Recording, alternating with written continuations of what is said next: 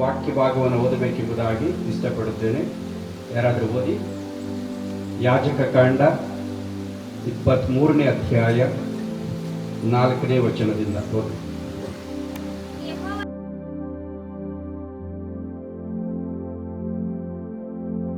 ಯಾಜಕ ಕಾಂಡದಲ್ಲಿ ಒಂದು ಕ್ಯಾಲೆಂಡರ್ ನೋಡ್ತೇವೆ. ನಮಗೆಲ್ಲರಿಗೂ ಕ್ಯಾಲೆಂಡರ್ ಇದೆ ಮನೆಯಲ್ಲಿ. ನಮ್ಮ ಕ್ಯಾಲೆಂಡರ್ ಅಲ್ಲಿ ಮಂತ್ ಇರ್ತದೆ. ಏನು ಮಂತು?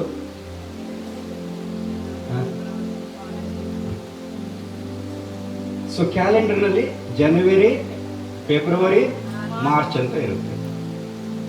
ಆದ್ರೆ ಯಹೂದ್ಯರ ಕ್ಯಾಲೆಂಡರ್ ನಲ್ಲಿ ಜನವರಿ, ಫೆಬ್ರವರಿ, ಮಾರ್ಚ್ ಅಂತ ಇರೋದಿಲ್ಲ. ಬೈಬಲ್ನಲ್ಲೂ ಕ್ಯಾಲೆಂಡರ್ ಇದೆ, ಆದ್ರೆ ಜನವರಿ, ಫೆಬ್ರವರಿ ಅಂತಿಲ್ಲ. ಏನಂತಿದೆ? ಮೊದಲನೇ ತಿಂಗಳು, 2ನೇ ತಿಂಗಳು, 3ನೇ ತಿಂಗಳು. ನಮ್ಮ ಕ್ಯಾಲೆಂಡರ್ ಅಲ್ಲಿ ವಾರಗಳು ಭಾನುವಾರ, ಸೋಮವಾರ, ಮಂಗಳವಾರ, ಬುಧವಾರ, ಸಂಡೇ, ಮಂಡೇ, ಟ್ಯೂಸ್ಡೇ ಅಂತ ಇರುತ್ತೆ. ಆದ್ರೆ ಬೈಬಲ್ನಲ್ಲಿರೋ ಕ್ಯಾಲೆಂಡರ್ ನಲ್ಲಿ ಭಾನುವಾರ, ಸೋಮವಾರ ಇರೋದಿಲ್ಲ. ಮೊದಲನೇ ದಿನ, 2ನೇ ದಿನ, 3ನೇ ದಿನ ಅಂತ. ಸೊ ಬೈಬಲ್, ದೇವರ ಕ್ಯಾಲೆಂಡರ್ ಇಸ್ ಟೋಟಲಿ ಡಿಫ್ರೆಂಟ್.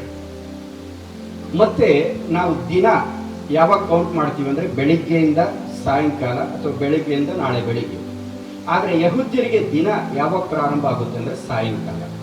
ಯಾಕಂತಂದ್ರೆ ಆದಿಕಾಂಡ 1ನೇ ಅಧ್ಯಾಯದಲ್ಲಿ ಮೊದಲನೇ ದಿನ ಏನು? ಸಾಯಂಕಾಲವು ಪ್ರಾತಃ ಕಾಲವು ಆಗಿ ಮೊದಲನೆಯ ದಿನವಾಗಿದೆ. ಸೊ ಅವ್ರಿಗೆ ದಿನ ಯಾವಾಗ ಪ್ರಾರಂಭ ಆಗುತ್ತೆ ಅಂದ್ರೆ ಸಾಯಂಕಾಲದಲ್ಲಿ. ನಮಗೆ ದಿನ ಬೆಳಿಗ್ಗೆ ಪ್ರಾರಂಭ. ಸೊ ಇದು ಕ್ಯಾಲೆಂಡರ್. ದೇವರಿಗೂ ಕ್ಯಾಲೆಂಡರ್ ಇದೆ. ಆ ಕ್ಯಾಲೆಂಡರು ಈ ಯಾಜಕ ಕಾಂಡ 23ನೇ ಅಧ್ಯಾಯದಲ್ಲಿ ಬರೆಯಲ್ಪಟ್ಟಿದೆ. ಈ 23ನೇ ಅಧ್ಯಾಯದಲ್ಲಿ 7 ಹಬ್ಬಗಳು ಬರೆಯಲ್ಪಟ್ಟಿದೆ. 7 ಫೀಸ್ಟ್. ಒಂದು ವೇಳೆ ಸಬ್ಬತ್ತನ್ನು ನಾವು ಸೇರಿಸ್ಕೊಂಡ್ರೆ 8 ಹಬ್ಬಗಳಾಗುತ್ತೆ. ಸಬ್ಬತ್ತು ತಿಂಗಳಲ್ಲಿ ಪ್ರತಿ ವಾರ ನಡೆಯುವಂತ ಒಂದು ಆಚರಣೆ, ಹಬ್ಬ. ಸೊ ಅದನ್ನು ನಾವು ಬಿಟ್ರೆ ವರ್ಷದಲ್ಲಿ ಇಡೀ 12 ತಿಂಗಳಲ್ಲಿ ನಡೆಯುವಂಥದ್ದು 7 ಹಬ್ಬಗಳು ಸ್ವಾಮಿ ತಿಳಿಸಿದ್ದಾನೆ. ಈ 7 ಹಬ್ಬಗಳು ನೋಡುವಾಗ ಮೂಲ ಭಾಷೆಯಲ್ಲಿ ಈ ಹಬ್ಬಗಳನ್ನ ಮುವಾದಿಮ್ ಅಂತಂದ್ರೆ ಫೀಸ್ಟ್ ಎಂಬುದಾಗಿ. ಈ ಫೀಸ್ಟ್ ಅನ್ನೋದು ದೇವರ ನೇಮಕಗಳು,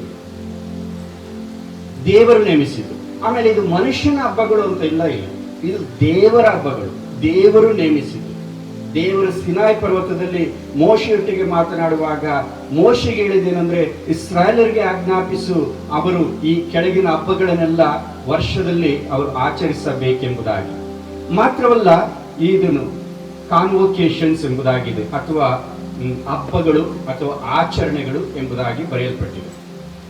ಅಂದ್ರೆ ಅರ್ಥ ಏನಂತಂದ್ರೆ, ಅದನ್ನ ಮೂಲ ಭಾಷೆಯಲ್ಲಿ ಡ್ರೆಸ್ ರಿಹರ್ಸಲ್ ಅಂತೀವಿ. ರಿಹರ್ಸಲ್ ಅಂತಂದ್ರೆ ಈಗ ಒಂದು ಡ್ರಾಮಾ ಇರ್ತದೆ ಅಂತ ಇಟ್ಕೊಳ್ರಿ, ಯಾವುದೋ ಒಂದು ತಾರೀಕು.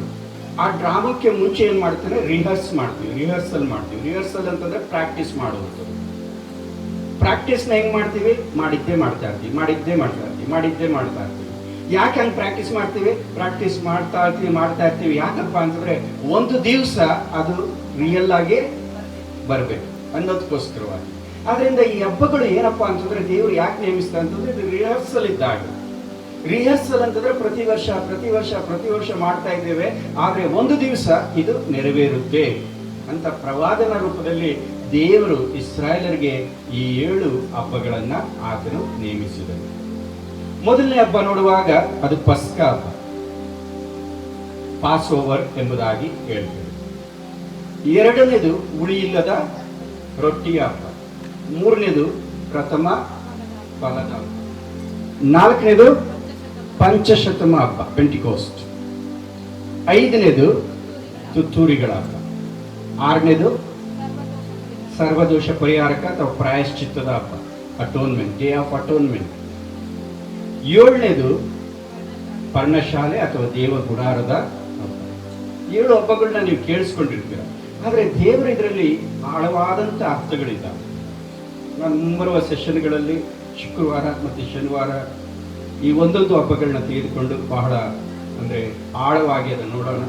ಪಸ್ಕ ಹಬ್ಬ ಯಾವ ರೀತಿಯಾಗಿ ಆಚರಿಸ್ತಾರೆ, ಪಸ್ಕ ಭೋಜನ ಮಾಡುವಾಗ ಅದರ ಮೇಜಿನ ಮೇಲೆ ಏನೆಲ್ಲ ಇಡಲ್ಪಡ್ತದೆ, ಅದರ ಅರ್ಥ ಏನು, ಕರ್ತನಾದ ಯೇಸು ಕ್ರಿಸ್ತನು ಈ ಲೋಕದಲ್ಲಿದ್ದಾಗ ಆ ಪಸ್ಕ ಹಬ್ಬವನ್ನು ಆತನು ಯಾವ ರೀತಿಯಾಗಿ ಆಚರಿಸಿದ ಎಂಬುದನ್ನು ನಾವು ಡೀಟೇಲ್ ಆಗಿ ನೋಡ್ಬೋದು ಸಮಯ ಇದ್ದರೆ. ಆದರೆ ಸ್ವಲ್ಪವಾದರೂ ನಾವು ಧ್ಯಾನ ಮಾಡ್ಬೋದು. ಈ ಪಸ್ಕ ಹಬ್ಬ ನಮಗೆ ತಿಳಿದಿರುವ ಹಾಗೆ ಇಸ್ರಾಯೇಲ್ ಜನರು 400 ವರ್ಷಗಳ ಕಾಲ, ಕೆಲವರು 430 ಅಂತಾರೆ, 400 ವರ್ಷಗಳ ಕಾಲ ಐಗುಪ್ತ ದೇಶದಲ್ಲಿ ಅವರೇನಾಗಿದ್ರು, ದಾಸರಾಗಿದ್ರು. ಆ ದಾಸರಾಗಿದ್ದಾಗ ದೇವರು ಅವರನ್ನ ವಿಮೋಚಿಸಿದ. 10 ಉಪದ್ರವಗಳು ಬಂತು. ಕೊನೆಯ ಉಪದ್ರವ ಅಂತಂದ್ರೆ ಚೊಚ್ಚಲ ಮಕ್ಕಳು ಸಾಯ್ತಾ ಇದ್ರು, ಚೊಚ್ಚಲಾದದೆಲ್ಲ ಸಾಯ್ತಾ ಇದ್ರು, ಸಂಹಾರಕ ದೂತ ದಾಟಿ ಹೋಗ್ತಾ ಇದ್ದ. ಆದ್ರೆ ದೇವರೇನು ಮಾಡಿದ್ರು, ಒಂದು ಕುರಿಮರಿಯನ್ನ ತೆಗೆದುಕೊಳ್ಬೇಕು. ಅದು ಪೂರ್ಣಾಂಗವಾಗಿರ್ಬೇಕು, ಅದು 1 ವರ್ಷಕ್ಕಿರಬೇಕು, ಅದರಲ್ಲಿ ದೋಷ ಇರಬಾರದು, ಅಂಗದೋಷಗಳು ಇರಬಾರದು, ಅದು ಪೂರ್ಣಾಂಗವಾಗಿರ್ಬೇಕು, ಅದು ಗಂಡಾಗಿರ್ಬೇಕು ಅಂತ ಕುರಿಮರಿ ಅಥವಾ ಮೇಕೆ ಇಂದ ನೀವು ತೆಗೆದುಕೊಂಡು ಅದನ್ನ ತಕ್ಕ ಸಮಯದಲ್ಲಿ ಒದಿಸಿ ಅದರ ರಕ್ತವನ್ನ ನಿಮ್ಮ ಬಾಗಿಲಿನ ಮೇಲ್ಗಡೆ, ಆ ಕಡೆ ಈ ಕಡೆ ಆ ರಕ್ತವನ್ನ ಹಚ್ಚಬೇಕು. ಸಂಹಾರಕ ದೂತನು ಆ ರಕ್ತವನ್ನ ನೋಡುವಾಗ ನಿಮ್ಮ ಮನೆಯ ಮೇಲೆ ಆ ರಕ್ತ ಪ್ರೋಕ್ಷಣೆ ಇದ್ರೆ ಸಂಹಾರಕ ದೂತನು ದಾಟಿ ಹೋಗ್ತಾನೆ. ಪಾಸ್ ಓವರ್ ಅಂತೀವಿ. ಪಾಸ್ ಓವರ್ ಅಂತಂದ್ರೆ ದಾಟಿ ಹೋಗುವಂಥದ್ದು. ಸೊ ಇದು ಇಸ್ರಾಯೇಲರಿಗೆ ದೇವರು ನೇಮಿಸಿತು. ಈ ಪಸ್ಕ ಹಬ್ಬವೇ ಇಸ್ರಾಯೇಲ್ ಜನರ ಕ್ಯಾಲೆಂಡರ್ಗೆ ಮೊಟ್ಟ ಮೊದಲನೆಯ ತಿಂಗಳಾಗಿ ಇರುವಂಥದ್ದಾಗಿದೆ. ಇದನ್ನ ಮೂಲ ಭಾಷೆಯಲ್ಲಿ ಅಬೀಬ್ ಅಂತಾರೆ, ಇಲ್ಲ ಅಂತಂದ್ರೆ ನಿಸ್ಸಾನ್ ಅಂತಾರೆ. ನೀವು ಅನ್ಕೊಳ್ಬಹುದು ಇದು ಬೈಬಲ್ನಲ್ಲಿ ಇದೆಯಾ ಎಂಬುದಾಗಿ. ಖಂಡಿತ ಬೈಬಲ್ನಲ್ಲಿ ಇಲ್ಲ. ಇದು ಆಕ್ಚುಲಿ ಕಾನಾನ್ಯರು ಉಪಯೋಗಿಸಿದಂತ ಹೆಸರು ಅಬೀಬ್ ಎಂಬುದು. ನಿಸ್ಸಾನ್ ಎಂಬುದು ಬ್ಯಾಬಿಲೋನ್ನಿಂದ ಬಂದಂತ ಒಂದು ಹೆಸರು ಅದು. ಆದ್ರೆ ಬೈಬಲ್ನಲ್ಲಿ ಒರಿಜಿನಲ್ ಆಗಿ ಮೊದಲನೇ ತಿಂಗಳು ಅಷ್ಟೇ, ಫಸ್ಟ್ ಮಂತ್, ಸೆಕೆಂಡ್ ಮಂತ್ ಅಷ್ಟೇ.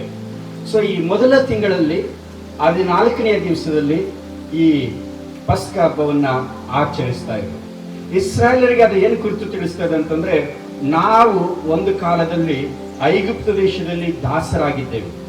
ದೇವರು ಕುರಿಮರಿಯ ರಕ್ತದ ಮೂಲಕವಾಗಿ ದಾಸರಾದಂತ ನಮ್ಮನ್ನ ವಿಮೋಚಿಸಿ ಆತ ನಮಗೆ ಸ್ವಾತಂತ್ರ್ಯವನ್ನು ಅನುಗ್ರಹಿಸಿ ಈ ಕಾನಾನ್ ದೇಶಕ್ಕೆ ನಮ್ಮನ್ನ ಸೇರಿಸಿದ್ದಾನೆ. ಒಂದು ಕಾಲದಲ್ಲಿ ದಾಸರಾಗಿದ್ದೆವು, ಈಗ ನಾವು ಬಿಡುಗಡೆ ಹೊಂದಿದ್ದೇವೆ. ಕ್ರೈಸ್ತರಾದಂತ ನಮಗೆ ಅದು ಏನು ಕುರಿತು ತಿಳಿಸ್ತದೆ ಅಂದ್ರೆ, ಒಂದು ಕಾಲದಲ್ಲಿ ನಾವು ದಾಸರಾಗಿದ್ದೆವು, ಪಾಪಕ್ಕೆ ದಾಸರಾಗಿದ್ದೆವು, ಸೈತಾನನಿಗೆ ದಾಸರಾಗಿದ್ದೆವು, ಲೋಕಕ್ಕೆ ನಾವು ದಾಸರಾಗಿದ್ದೆವು. ಆದ್ರೆ ಕುರಿಮರಿಯ ರಕ್ತ, ನಮ್ಮ ಕರ್ತನಾದ ಯೇಸು ಕ್ರಿಸ್ತನು ತನ್ನ ರಕ್ತವನ್ನು ಸುರಿಸಿದ್ದರಿಂದ ಆ ರಕ್ತದ ಮೂಲಕವಾಗಿ ನನ್ನ ಪಾಪಗಳು ಇವತ್ತು ಕ್ಷಮಿಸಲ್ಪಟ್ಟಿದೆ. ಬಹಳಷ್ಟು ಜನರಿಗೆ ಹೊಸ ಒಡಂಬಡಿಕೆ ಅರ್ಥವಾಗೋದಿಲ್ಲ. ಯಾಕೆ ಹಳೆ ಒಡಂಬಡಿಕೆ ಹೊಸ ಒಡಂಬಡಿಕೆ ಅಂತೀವಿ ನಾವು? ಹಳೆ ಒಡಂಬಡಿಕೆ ಅಂತಂದ್ರೆ ದೇವರು ತನ್ನ ಆಜ್ಞೆಗಳನ್ನ, ಕಮ್ಯಾಂಡ್ಮೆಂಟ್ಸ್ ಅನ್ನ ಕಲ್ಲಿನ ಮೇಲೆ ಬರೆದುಕೊಟ್ಟ. 2 ಕಲ್ಲಿನ ಹಲಿಗೆಗಳ ಮೇಲೆ ದೇವರು ಬರೆದು, ಇದು ನಿಮ್ಮ ಆಜ್ಞೆಗಳು, ಇದನ್ನ ಪಾಲಿಸಿರಿ, ಈ ಆಜ್ಞೆಗಳನ್ನ ಪಾಲಿಸಿದ್ರೆ ನಿಮಗೆ ಆಶೀರ್ವಾದ, ಈ ಆಜ್ಞೆಗಳನ್ನ ಮೀರಿದ್ರೆ ನಿಮಗೆ ಶಾಪ ಎಂಬುದಾಗಿ ಹೇಳಿ ದೇವರು 2 ಕಲ್ಲಿನ ಹಲಿಗೆಗಳ ಮೇಲೆ ತನ್ನ ಆಜ್ಞೆಗಳನ್ನ ಬರೆದು ಕೊಟ್ಟ ಆತನು. ಆದ್ರೆ ಹೊಸ ಒಡಂಬಡಿಕೆಗೆ ಬರುವಾಗ ದೇವರ ಆಜ್ಞೆಗಳು ಕಲ್ಲಿನ ಮೇಲೆ ಬರೆಯಲ್ಪಟ್ಟಿಲ್ಲ. ನಾವು ಕರ್ತನಾದ ಯೇಸು ಕ್ರಿಸ್ತನನ್ನು ಅಂಗೀಕರಿಸಿಕೊಳ್ಳುವಾಗ ಪರಿಶುದ್ಧಾತ್ಮರ ದೇವರ ಮೂಲಕವಾಗಿ ದೇವರ ಆಜ್ಞೆಗಳು ನಮ್ಮ ಹೃದಯದ ಮೇಲೆ ಬರೆಯಲ್ಪಟ್ಟಿರ್ತದೆ. ಬಹಳಷ್ಟು ಜನ ಕೇಳ್ತಾರೆ, ನೀವು ಹೊಸ ಒಡಂಬಡಿಕೆಯಲ್ಲಿ ಕಳ್ತನ ಮಾಡಿದ್ರೆ, ಸುಳ್ಳು ಹೇಳಿದ್ರೆ. ನಾವು ಕಳ್ತನ ಮಾಡಬಾರದು, ಸುಳ್ಳು ಹೇಳಬಾರದು, ದೇವರನ್ನ ಸನ್ಮಾನಿಸಬೇಕು, ತಂದೆ ತಾಯಿಗಳನ್ನ ಸನ್ಮಾನಿಸಬೇಕು ಅನ್ನೋದು ದೇವರು ಪರಿಶುದ್ಧಾತ್ಮ ದೇವರ ಮೂಲಕವಾಗಿ ನಮ್ಮ ಹೃದಯದ ಅಲಿಗೆಯಲ್ಲಿ ಆತನು ಬರೆದಿದ್ದಾನೆ. ಹಳೆ ಒಡಂಬಡಿಕೆಯಲ್ಲಿ ಕುರಿಮರಿಯ ರಕ್ತವನ್ನು ಅವರು ಸಿಂಪಡಿಸುವಾಗ ಅವರ ಪಾಪಗಳು ಮುಚ್ಚಲ್ಪಡ್ತಾ ಇತ್ತು. It was only covering their sin. ಆದ್ರೆ ಹೊಸ ಒಡಂಬಡಿಕೆಗೆ ಬರುವಾಗ ದೇವರು ನಮ್ಮ ಪಾಪಗಳನ್ನ ಅಳಿಸಿ ಹಾಕ್ತಾನೆ. Will purge our sin. ಯೇಸುವಿನ ರಕ್ತ ಸ್ವೀಕರಿಸ್ತದೆ ಅಂದ್ರೆ ದೇವರು ನಮ್ಮ ಪಾಪಗಳನ್ನ ಅಳಿಸಿ ಹಾಕ್ತಾನೆ. ದೇವರು ವಾಕ್ಯ ಹೇಳ್ತದೆ, ನಿನ್ನ ಪಾಪಗಳನ್ನು ಪೂರ್ವ ಪಶ್ಚಿಮ ಎಷ್ಟು ದೂರ ಅಷ್ಟು ದೂರ ನಾನು ತೆಗೆದು ಬಿಸಾಡಿದ್ದೇನೆ, ನಿನ್ನ ಪಾಪಗಳನ್ನ ಮೋಡದಂತೆ ಆರಿಸಿದ್ದೇನೆ, ನಿನ್ನ ಪಾಪಗಳನ್ನ ಮಂಜಿನಂತೆ ಪರಿಹರಿಸಿದ್ದೇನೆ, ನಾನಾಗಿ ನಿನ್ನ ಪಾಪಗಳನ್ನ ಅಳಿಸಿ ಬಿಡುತ್ತೇನೆ, ಅವುಗಳನ್ನ ನನ್ನ ನೆನಪಿಗೆ ಎಂದಿಗೂ ತರುವುದಿಲ್ಲ, ನಿನ್ನ ಪಾಪಗಳನ್ನ ಸಮುದ್ರದ ಆಳಕ್ಕೆ ಬಿಸಾಡಿದ್ದೇನೆ ಎಂಬುದಾಗಿ ಹೇಳ್ತಾನೆ. ನಿನ್ನ ಪಾಪಗಳು ನನ್ನ ನೆನಪಿಗೆ ಎಂದಿಗೂ ತರುವುದಿಲ್ಲ ಎಂಬುದಾಗಿ ಹೇಳ್ತಾನೆ. ಕಾರಣ ಏನಂತಂದ್ರೆ ಕರ್ತನಾದ ಯೇಸು ಕ್ರಿಸ್ತನಲ್ಲಿ ದೇವರ ವಾಕ್ಯ ಹೇಳ್ತದೆ, ಎಫೆಸ ಪತ್ರಿಕೆ 1ನೇ ಅಧ್ಯಾಯ 7ನೇ ವಚನ ಹೇಳ್ತದೆ, ಈತನು ನಮಗೋಸ್ಕರವಾಗಿ ತನ್ನ ರಕ್ತವನ್ನು ಸುರಿಸಿದ್ದರಿಂದ ನಮ್ಮ ಪಾಪಗಳು ಪರಿಹಾರವಾಗಿ ನಮಗೆ ಬಿಡುಗಡೆ ಆಯಿತು. ಈತನು ಅಂದ್ರೆ ಕರ್ತನಾದ ಯೇಸು ಕ್ರಿಸ್ತನು. ಆತನು ನಮಗೋಸ್ಕರವಾಗಿ ತನ್ನ ರಕ್ತವನ್ನು ಸುರಿಸಿದ್ರಿಂದ ನಮ್ಮ ಪಾಪಗಳು ಪರಿಹಾರವಾಗಿ ನಮಗೆ ಬಿಡುಗಡೆ ಆಯಿತು. ಎಫೆಸ ಪತ್ರಿಕೆ 2ನೇ ಅಧ್ಯಾಯ 13ನೇ ವಚನ ಹೇಳ್ತದೆ, ಮೊದಲು ದೂರವಾಗಿದ್ದಂತ ನೀವು ಕರ್ತನಾದ ಯೇಸುವಿನ ರಕ್ತದ ಮೂಲಕವಾಗಿ ಆತನಿಗೆ ಸಮೀಪಸ್ಥರಾಗಿದ್ದೀರಿ. We come near to God. ದೇವರಿಗೆ ಸಮೀಪಸ್ಥರು ಅಂತಂದ್ರೆ ಆತನಿಗೆ ನಾವು ಬಂಧುಗಳು, ಆತನಿಗೆ ಸಹೋದರರು, ಆತನಿಗೆ ನಾವು ಸಹೋದರಿಯರು, ಆತನ ಕುಟುಂಬಸ್ಥರು ನಾವು. ಇದೇ ಹೊಸ ಒಡಂಬಡಿಕೆ ಅಂತಂದ್ರೆ. ಹೊಸ ಒಡಂಬಡಿಕೆಯಲ್ಲಿ ದೇವರು ಹೇಳ್ತಾರೆ, ಕಲ್ಲಾದ ಹೃದಯವನ್ನು ತೆಗೆದು ಮೃದುವಾದ ಹೃದಯವನ್ನು ನಾನು ನಿನಗೆ ಅನುಗ್ರಹಿಸಿಕೊಟ್ಟು ನನ್ನ ಆಜ್ಞೆಗಳನ್ನು ಹೃದಯದ ಮೇಲೆ ಬರೆದು ನನ್ನ ಆಜ್ಞೆಗಳಿಗೆ ನಿಮ್ಮನ್ನು ವಿಧೇಯರಾಗಿ ನಾನು ಮಾಡ್ತೇನೆ. ಒಂದು ದಿವಸ ಕರ್ತನಾದ ಯೇಸು ಕ್ರಿಸ್ತನ ಆಳ್ವಿಕೆಯಲ್ಲಿ 1000 ವರ್ಷ ಆಳ್ವಿಕೆಯಲ್ಲಿ ಇಸ್ರಾಯೇಲ್ ಜನರಿಗೆ ಈ ಆಜ್ಞೆ, ಈ ಒಡಂಬಡಿಕೆ ನೆರವೇರಿಸಲ್ಪಡುತ್ತದೆ. ಆದ್ರೆ ಇವತ್ತು ಯೇಸು ಕ್ರಿಸ್ತನ ಮೂಲಕವಾಗಿ ಆ ಹೊಸ ಒಡಂಬಡಿಕೆ ನಮ್ಮಲ್ಲಿ ನೆರವೇರಿಸಲ್ಪಟ್ಟಿದೆ. ಅದರಿಂದ ಕರ್ತನ ಭೋಜನ ನಾವು ಮಾಡುವಾಗ ಕರ್ತನ ಏನ್ ಹೇಳ್ತಾನೆ ಅಂತಂದ್ರೆ, ಇದು ನಿಮಗೋಸ್ಕರವಾಗಿ ಸುರಿಸಲ್ಪಟ್ಟಂತ ನನ್ನ ರಕ್ತ, ಇದನ್ನು ಹೊಸ ಒಡಂಬಡಿಕೆಯನ್ನು ಸೂಚಿಸುವಂತ ನನ್ನ ರಕ್ತ ಎಂಬುದಾಗಿ. ಸೊ ಅದರಿಂದ ಹೊಸ ಒಡಂಬಡಿಕೆ ಅಂತಂದ್ರೆ ಬೇರೆ. ಹೊಸ ಒಡಂಬಡಿಕೆ ಅಂತಂದ್ರೆ ಕರ್ತನಾದ ಯೇಸು ಕ್ರಿಸ್ತನಲ್ಲಿ ದೇವರು ನಮ್ಮನ್ನು ಆರಿಸಿಕೊಂಡು ಆತನಿಗೆ ಸಮೀಪಸ್ಥರಾಗಿ ಆತ ನಮ್ಮನ್ನು ಮಾಡಿಕೊಂಡಿದ್ದಾನೆ. ಆ ದಿವಸ ಇಸ್ರಾಯೇಲ್ ಜನರು ಆ ಬಾಗಿಲಿನ ಮೇಲೆ ರಕ್ತವನ್ನು ಸಿಂಹಡಿಸಿದಾಗ ಆ ಸಂಹಾರಕ ದೂತ ದಾಟಿ ಹೋದ. ಅಂದ್ರೆ ದೈವ ಕೋಪ ನಿನ್ನ ಮೇಲೆ ಇಲ್ಲ, ದೇವರ ನ್ಯಾಯ ತೀರ್ಪು ನಿಮ್ಮ ಮೇಲೆ ಇಲ್ಲ. ಕಾರಣ ಏನಂತಂದ್ರೆ ಆ ರಕ್ತ ಅಲ್ಲಿ ಸಿಂಹಡಿಸಲ್ಪಟ್ಟಿದೆ ಎಂಬುದಾಗಿ. ಆದ್ರೆ ಇವತ್ತು ಯೇಸುವಿನ ರಕ್ತ ನಮ್ಮ ಮೇಲೆ ಸಿಂಪಡಿಸಲ್ಪಟ್ಟಿದೆ. ಅದರಿಂದ ನಾವು ನೋಡುವಾಗ ನಾವು ದೇವರಿಗೆ ಆಲಯವಾಗಿದ್ದೇವೆ. ದೇವರ ಆತ್ಮನು ನಮ್ಮಲ್ಲಿ ವಾಸ ಮಾಡ್ತಾ ಇದ್ದಾನೆ. ಏಕೆಂತಂದ್ರೆ ಆ ಪರಿಶುದ್ಧವಾದ ರಕ್ತದ ಪ್ರೋಕ್ಷಣೆಯಲ್ಲಿ ನಾವಿದ್ದೇವೆ. ಒಂದು ವೇಳೆ ನೀನು ಅನ್ಬೋದು, ನನ್ನ ಕಣ್ಣು ಕಾಣ್ತಿಲ್ಲ ಎಂಬುದಾಗಿ. ನನ್ನ ಕಣ್ಣಿಗೆ ಕಾಣದೇ ಇರಬಹುದು, ಇನ್ನೊಬ್ಬರ ಕಣ್ಣಿಗೆ ನಾನು ಕಾಣದೇ ಇರಬಹುದು, ಆದ್ರೆ ಸೈತಾನನ ಕಣ್ಣಿಗೆ ನಾನು ಕಾಣ್ತೇನೆ. ಆ ರಕ್ತ ಕಂಡು ಬರ್ತದೆ, ದೇವದೂತರ ಕಣ್ಣಿಗೆ ಕಂಡು ಬರ್ತದೆ, ದೇವರಿಗೆ ಕಂಡು ಬರ್ತದೆ. ಹೊಸ ಒಡಂಬಡಿಕೆಯಲ್ಲಿ ಒಬ್ಬ ವಿಶ್ವಾಸಿ ಯೇಸು ಕ್ರಿಸ್ತನನ್ನು ಅಂಗೀಕರಿಸಿಕೊಂಡಾಗ ಆ ರಕ್ತದ ಪ್ರೋಕ್ಷಣೆಗೆ ನಾವು ಬಂದಿದ್ದೇವೆ. ನಾವು ಆ ರಕ್ತದ ಪ್ರೋಕ್ಷಣೆ ನಮ್ಮಲ್ಲಿ ಇರುವುದರಿಂದ ಆ ರಕ್ತದಿಂದ ನಾವು ಕೊಂಡುಕೊಳ್ಳಲ್ಪಟ್ಟಿದ್ದೇವೆ. ಅದರಿಂದ ಪೇತ್ರ ಹೇಳ್ತಾನೆ, 1 ಪೇತ್ರ 1ನೇ ಅಧ್ಯಾಯ 18-19ನೇ ವಚನದಲ್ಲಿ, ಬೆಳ್ಳಿ ಬಂಗಾರದಿಂದ ಅಲ್ಲ, ಆದ್ರೆ ಕ್ರಿಸ್ತನ ಅಮೂಲ್ಯವಾದ ರಕ್ತದಿಂದ ನೀವೇನಾಗಿದ್ದೀರಿ? ಕೊಳ್ಳಲ್ಪಟ್ಟಿದ್ದೀರಿ. ಅಪೊಸ್ತಲ ಕಾರ್ಯಗಳು 20ನೇ ಅಧ್ಯಾಯ 28ನೇ ವಚನದಲ್ಲಿ, ದೇವರು ಸ್ವರಕ್ತದಿಂದ ಸಂಪಾದಿಸಿಕೊಂಡಂತ ಸಭೆ ನೋಡುವಾಗ ದೇವರು ಸ್ವರಕ್ತದಿಂದ ಸಂಪಾದಿಸಿಕೊಂಡಂತಹ ಸಭೆ. ಈ ಪಸ್ಕ ನೋಡುವಾಗ ನಾವು ಪಾಪದಿಂದ ವಿಮೋಚಿಸಲ್ಪಟ್ಟಿದ್ದೇವೆ, ಸೈತಾನನಿಂದ ವಿಮೋಚಿಸಲ್ಪಟ್ಟಿದ್ದೇವೆ, ಕ್ರಿಸ್ತನಿಗೆ ನಾವು ದಾಸರಾಗಿದ್ದೇವೆ, ನಮ್ಮ ಪಾಪಗಳು ಕ್ಷಮಿಸಲ್ಪಟ್ಟಿದೆ ಎಂಬುದಾಗಿ ಅದು ನಮಗೆ ತಿಳಿಸುವಂತದ್ದಾಗಿದೆ. ನಾವು ಸಹ ವಿಮೋಚಿಸಲ್ಪಟ್ಟವರು, ನಾವು ಸಹ ಒಂದು ಕಾಲದಲ್ಲಿ ದಾಸರಾಗಿದ್ದೆವು. ಆದ್ರೆ ಈಗ ಕುರಿಮರಿಯ ರಕ್ತದಿಂದ, ಯೇಸು ಕ್ರಿಸ್ತನ ರಕ್ತದಿಂದ ನಾವು ಕೊಂಡುಕೊಳ್ಳಲ್ಪಟ್ಟು, ಆಗ ತನ್ನ ರಕ್ತದಿಂದ ನಾವು ತೊಳೆಯಲ್ಪಟ್ಟು ನಾವು ಸ್ವಾತಂತ್ರ್ಯರಾಗಿದ್ದೇವೆ. ನಾವು ಕ್ರಿಸ್ತನು ನಮಗೆ ಸ್ವಾತಂತ್ರ್ಯವನ್ನು ಅನುಗ್ರಹಿಸಿಕೊಟ್ಟಿದ್ದಾನೆ. ಅದರಿಂದ ರೋಮ ಪತ್ರಿಕೆ 8ನೇ ಅಧ್ಯಾಯ 1ನೇ ವಚನ ಹೇಳ್ತದೆ, ಯೇಸು ಕ್ರಿಸ್ತನಲ್ಲಿರುವವರಿಗೆ ಅಪರಾಧ ನಿರ್ಣಯ ಇಲ್ಲವೇ ಇಲ್ಲ. ಸ್ವಾಮಿ ಹೇಳಿದ್ದು ಯೋಹಾನ ಸುವಾರ್ತೆ 15ನೇ ಅಧ್ಯಾಯ 24ನೇ ವಚನದಲ್ಲಿ, ನಿಜವಾಗಿ ಹೇಳುತ್ತೇನೆ, ನನ್ನ ವಾಕ್ಯವನ್ನ ಕೇಳಿ ನನ್ನನ್ನು ಕಳಿಸಿದಾತ ನಂಬುವವನು ನಿತ್ಯ ಜೀವವನ್ನು ಹೊಂದಿದ್ದಾನೆ, ಮರಣದಿಂದ ಪಾರಾಗಿ ಜೀವಕ್ಕೆ ಸೇರಿದ್ದಾನೆ, ಆತನ ಎಂದಿಗೂ ತೀರ್ಪಿಗೆ. ಕರ್ತನಾದ ಯೇಸು ಕ್ರಿಸ್ತನಲ್ಲಿ ದೇವರು ನಮಗೆ ಕೊಟ್ಟಂತ ಆಶೀರ್ವಾದಗಳನ್ನ ನಾವು ಅರ್ಥ ಮಾಡ್ಕೊಳ್ಬೇಕು. ಬೈಬಲ್ ಹೇಳ್ತದೆ, ದೇವರು ನಮ್ಮನ್ನ ಪ್ರೀತಿಸಿ ನಮಗೋಸ್ಕರವಾಗಿ ಏನೆಲ್ಲ ಮಾಡಿದ್ದಾನೋ ಅದು ನಾವು ಕಣ್ಣು ಕಾಣಲಿಲ್ಲ, ಕಿವಿ ಕೇಳಲಿಲ್ಲ, ಅದರ ಭಾವನೆ ನಮ್ಮ ಹೃದಯದಲ್ಲಿ ಹುಟ್ಟಲಿಲ್ಲ. ಅದೇ 1 ಕೊರಿಂಥ 2:10 ಹೇಳ್ತದೆ, ಆದ್ರೆ ದೇವರು ತನ್ನ ಆತ್ಮನ ಮೂಲಕವಾಗಿ ನಮಗವುಗಳನ್ನ ಪ್ರಕಟಿಸಿದನು. ದೇವರ ಆತ್ಮನಿಂದ ದೇವರ ಕಾರ್ಯಗಳು, ದೇವರ ರಕ್ಷಣಾ ಕಾರ್ಯ ನಿನಗೆ ಪ್ರಕಟಿಸಲ್ಪಡದೆ ಹೋದ್ರೆ ನಿನ್ನ ಆತ್ಮೀಯ ಜೀವಿತದಲ್ಲಿ ಇನ್ನೂ ಸಹ ನೀವು ಕುರುಡರಾಗಿದ್ದೀರ. ಈ ಲೋಕದ ದೇವರು 2 ಕೊರಿಂಥ 4ನೇ ಅಧ್ಯಾಯ 4ನೇ ವಚನದಲ್ಲಿ, ಈ ಲೋಕದ ದೇವರು ಅವರ ಕಣ್ಣುಗಳನ್ನ ಕುರುಡು ಮಾಡಿಬಿಟ್ಟಿದ್ದಾನೆ, ಸುವಾರ್ತೆಯ ಪ್ರಕಾಶ ಅವರಲ್ಲಿ ಉದಯಿಸಬಾರದೆಂಬುದಾಗಿ ಈ ಅವರ ಕಣ್ಣುಗಳನ್ನ ಸೈತಾನ ಕುರುಡು ಮಾಡಿಬಿಟ್ಟಿದ್ದಾನೆ.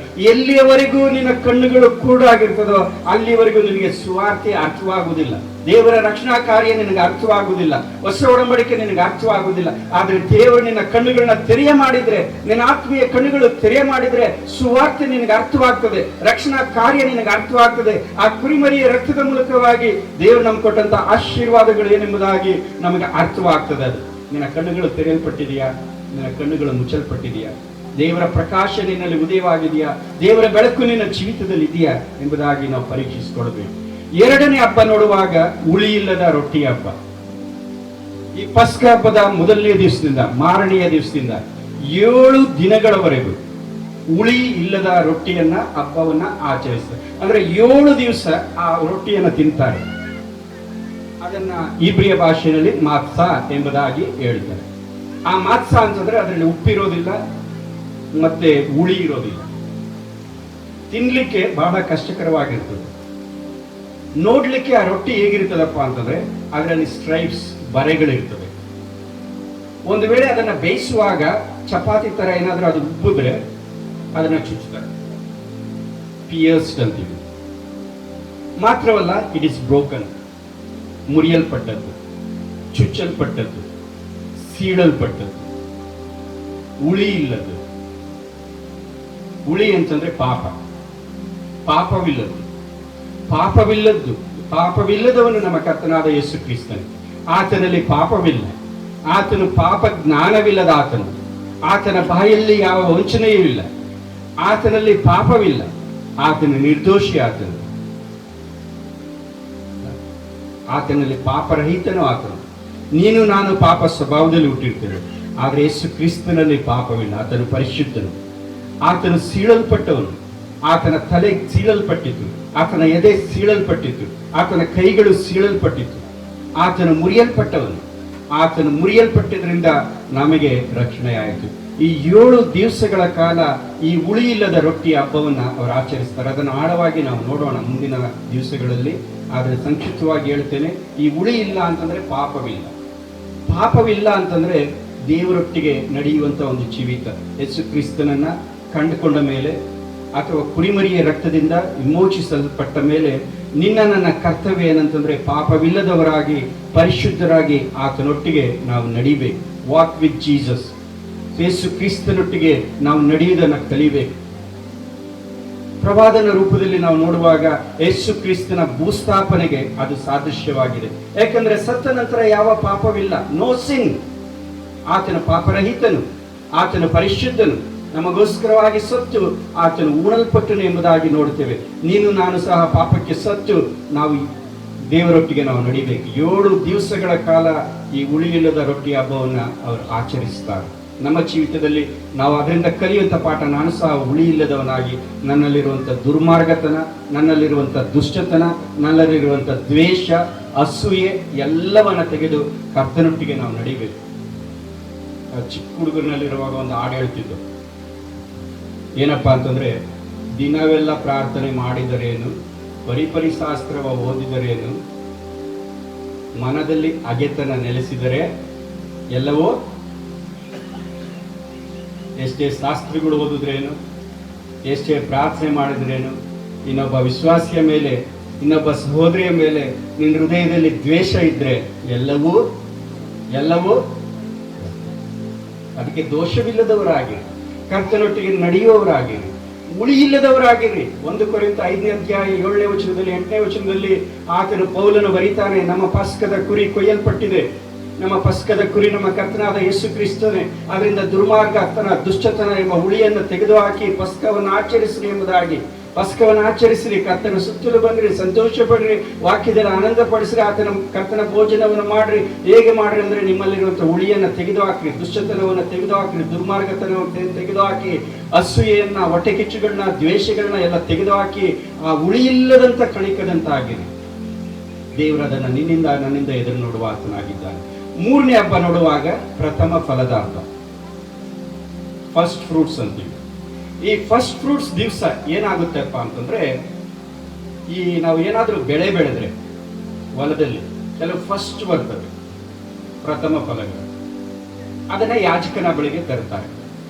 ಯಾಜಕನ ಏನ್ ಮಾಡ್ತಾನೆ ಅಂದ್ರೆ, ಆ ಇಸ್ರಾಯೇಲರ ಪರವಾಗಿ ದೇವರ ಸನ್ನಿಧಾನಕ್ಕೆ ಆ ಫಲವನ್ನ ತೆಗೆದು ಅದನ್ನ ದೇವರ ಸನ್ನಿಧಾನದಲ್ಲಿ ಹೀಗೆ ನಿವಾಳಿಸ್ತಾನೆ, ಹೀಗೆ ಮಾಡ್ತಾನೆ. ಸೊ ಅದೇ ರೀತಿಯಾಗಿ ನಮ್ಮ ಸಭೆಗಳಲ್ಲಿ ಕುಂಬಳಕಾಯಿ, ಮಾವಿನಕಾಯಿ ಅದೆಲ್ಲ ಆಕ್ಚುಲಿ ಬೇಕಾಗಿಲ್ಲ. ಅದೆಲ್ಲ ಒಂದು ಛಾಯೆ. ಆದ್ರೆ ಅದರ ನಿಜ ಸ್ವರೂಪ ನಾವು ತೆಗೆದುಕೊಳ್ಬೇಕು. ನಾವು ಕೊಲೋಸಿ ಪತ್ರಿಕೆ 2ನೇ ಅಧ್ಯಾಯ 16-17ನೇ ವಚನ ನೀವು ಓದ್ಕೊಳ್ರಿ. ಆ ವಾಕ್ಯ ಓದಿದ್ರೆ ಏನ್ ಹೇಳ್ತೆ ಅಂತಂದ್ರೆ, ಹಬ್ಬಗಳ ಅಮಾವಾಸ್ಯೆಗಳ ವಿಷಯದಲ್ಲಿ ಯಾರು ನಿಮ್ಮ ಮೇಲೆ ತಪ್ಪು ಹೊರಿಸಬಾರದು, ಅವು ಮುಂದೆ ಬರಬೇಕಾಗಿದ್ದಂತ ಛಾಯೆಯೇ ಹೊರತು, ಛಾಯೆ ಅಂದ್ರೇನು? ನೆರಳು, ಶಾಡೋ. ಅವು ಮುಂದೆ ಆಗಬೇಕಾದಂತ ಹಬ್ಬಗಳು, ಹುಣ್ಣಿಮೆಗಳು, ಅಮಾವಾಸ್ಯೆಗಳು ಹಳೆ ಒಡಂಬಡಿಕೆಯಲ್ಲಿ ದೇವರು ನೇಮಿಸಿದರು. ಅವು ಮುಂದೆ ಆಗಬೇಕಾದಂತ ಛಾಯೆ, ನೆರಳೇ ಹೊರತು ನಿಜ ಸ್ವರೂಪ ಅಲ್ಲ. ನಿಜ ಸ್ವರೂಪ ಯಾರು? ಕರ್ತನಾದಂತ ಯೇಸು ಕ್ರಿಸ್ತನ ಮರಣವೇ ನಿಜ ಸ್ವರೂಪ. ಯೇಸು ಕ್ರಿಸ್ತನ ಭೂಸ್ಥಾಪನೆಯೇ ನಿಜ ಸ್ವರೂಪ. ಯೇಸು ಕ್ರಿಸ್ತನ ಪುನರುತ್ಥಾನವೇ ನಿಜ ಸ್ವರೂಪ. ಸೊ ಆ ಪುನರುತ್ಥಾನದ ದಿವಸದಲ್ಲಿ ಯೇಸು ಆತನು ಸತ್ತವರೊಳಗಿಂದ ಮೊದಲು ಎದ್ದು ಬಂದನು. 1 ಕೊರಿಂಥ 15ನೇ ಅಧ್ಯಾಯ 20ನೇ ವಚನ ಹೇಳ್ತದೆ, ಸತ್ತವರಲ್ಲಿ ಪ್ರಥಮ ಫಲವಾದನು, first fruit of the dead.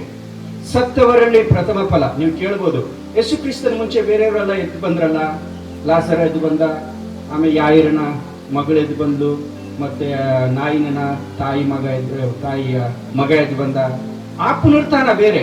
ಅವ್ರು ಎದ್ದು ಬಂದ್ರು ಮತ್ತೆ ಸತ್ತೋದ್ರು. ಅವರು ನ್ಯಾಚುರಲ್ ಬಾಡಿನಲ್ಲಿ ಎದ್ದು ಬಂದ್ರು. ಆದ್ರೆ ಯೇಸು ಕ್ರಿಸ್ತನಾಗೆ ಯಾರು ಎದ್ದು ಬರಲಿಲ್ಲ. ಯೇಸು ಕ್ರಿಸ್ತನ ಎದ್ದು ಬರುವಾಗ ಸ್ವಾಭಾವಿಕ ದೇಹದಲ್ಲಿ ಎದ್ದು ಬರಲಿಲ್ಲ, ಮಹಿಮಾ ದೇಹದಲ್ಲಿ ಎದ್ದು ಬಂದ. Is the first among the dead, is the first fruit. ಸತ್ತವರಲ್ಲಿ ಆತನೇ ಪ್ರಥಮ ಫಲ. ಪ್ರಥಮ ಫಲ ಅಂತಂದ್ರೆ ಏನಂತಂದ್ರೆ, ಪ್ರಥಮ ಫಲ ಅಂತಂದ್ರೆ ಸೆಕೆಂಡ್ ಫಲ ಇದೆ. ಫಸ್ಟ್ ಬಂದಿದೆ, ಆಮೇಲೆ ಇನ್ನೂ ಬರ್ತದೆ, ಆಮೇಲೆ ಇನ್ನೂ ಬರ್ತದೆ. ಸೊ ಸತ್ತವರಲ್ಲಿ ಪುನರುತ್ಥಾನವಾದರಲ್ಲಿ ಆತನು ಪ್ರಥಮ ಫಲ ಅಂತಂದ್ರೆ, ಆತನು ಪ್ರಥಮ ಫಲ, ನಾವು ಸೆಕೆಂಡ್. ನಾವು ಸಹ ಏನಾಗ್ತೇವೆ? ಎದ್ದು ಬರ್ತೇವೆ. ಅದು ನಮ್ಮ ನಿರೀಕ್ಷೆ. ಅದು ಪ್ರಥಮ ಫಲದ ಹಬ್ಬ. ಇಸ್ರಾಯೇಲ್ ಜನರು ಯಾಕೆ ಆಚರಿಸಿದ್ರು ಈ ಹಬ್ಬವನ್ನ ಅಂತಂದ್ರೆ, ದೇವರು ಅವರನ್ನ ವಿಮೋಚಿಸಿ ಕಾನಾನ್ ದೇಶಕ್ಕೆ ನಡೆಸಿದರು.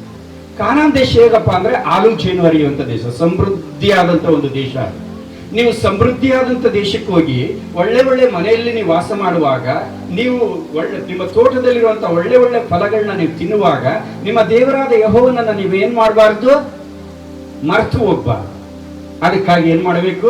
ಫಸ್ಟ್ ಬರುವಂತ ಬೆಳೆಯಲ್ಲಿ ಅದನ್ನ ದೇವರಿಗೆ ಸಮರ್ಪಿಸಬೇಕು. ದೇವರು ನಿಮ್ಮನ್ನು ನಡೆಸಿ, ದೇವರು ನಮ್ಮನ್ನು ವಿಮೋಚಿಸಿ, ಕಾನಾನ್ ದೇಶವನ್ನು ಕೊಟ್ಟು, ದೇವರು ನಿಮ್ಮನ್ನ ಪೋಷಿಸ್ತಾ ಇದ್ದಾನೆ ಅನ್ನುವುದನ್ನ ನೀವು ಮರೆತು, ನೀವು ಮದಿಸಿ ಹೋಗಬಾರದೆಂಬುದಾಗಿ ದೇವರನ್ನ ನೀವು ಜ್ಞಾಪಕ ಮಾಡಿಕೊಳ್ಬೇಕೆಂಬುದಾಗಿ ದೇವರು ಈ ಹಬ್ಬವನ್ನು ನೇಮಿಸಿ ಪ್ರಥಮ ಫಲವನ್ನು ತಂದು, ಕೆಲವು ತೆನೆಗಳನ್ನ ತಂದು ದೇವರ ಸನ್ನಿಧಾನದಲ್ಲಿ ಅವುಗಳನ್ನ ನಿವಾಳಿಸಬೇಕು, ದೇವರನ್ನ ಸನ್ಮಾನಿಸಬೇಕು, ದೇವರನ್ನ ಆರಾಧಿಸಬೇಕೆಂಬುದಾಗಿ ದೇವರು ಹೇಳಿದರು.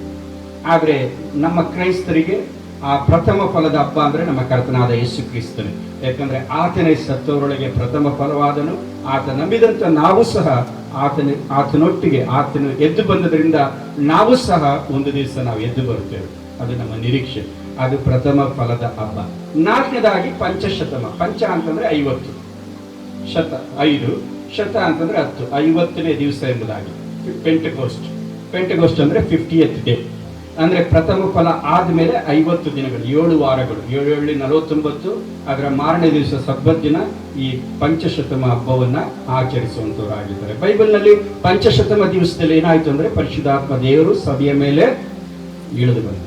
ಆಕ್ಚುಲಿ ಇಸ್ರಾಯೇಲರಿಗೆ ಪಂಚಶತಮ ಹಬ್ಬ ಅಂತಂದ್ರೆ ಅದು ಏನಂತಂದ್ರೆ ಸುಗ್ಗಿಯ ಹಬ್ಬ. ವಿಶ್ವಾಸಿಗಳಿಗೆ ಸುಗ್ಗಿ ಯಾವುದು?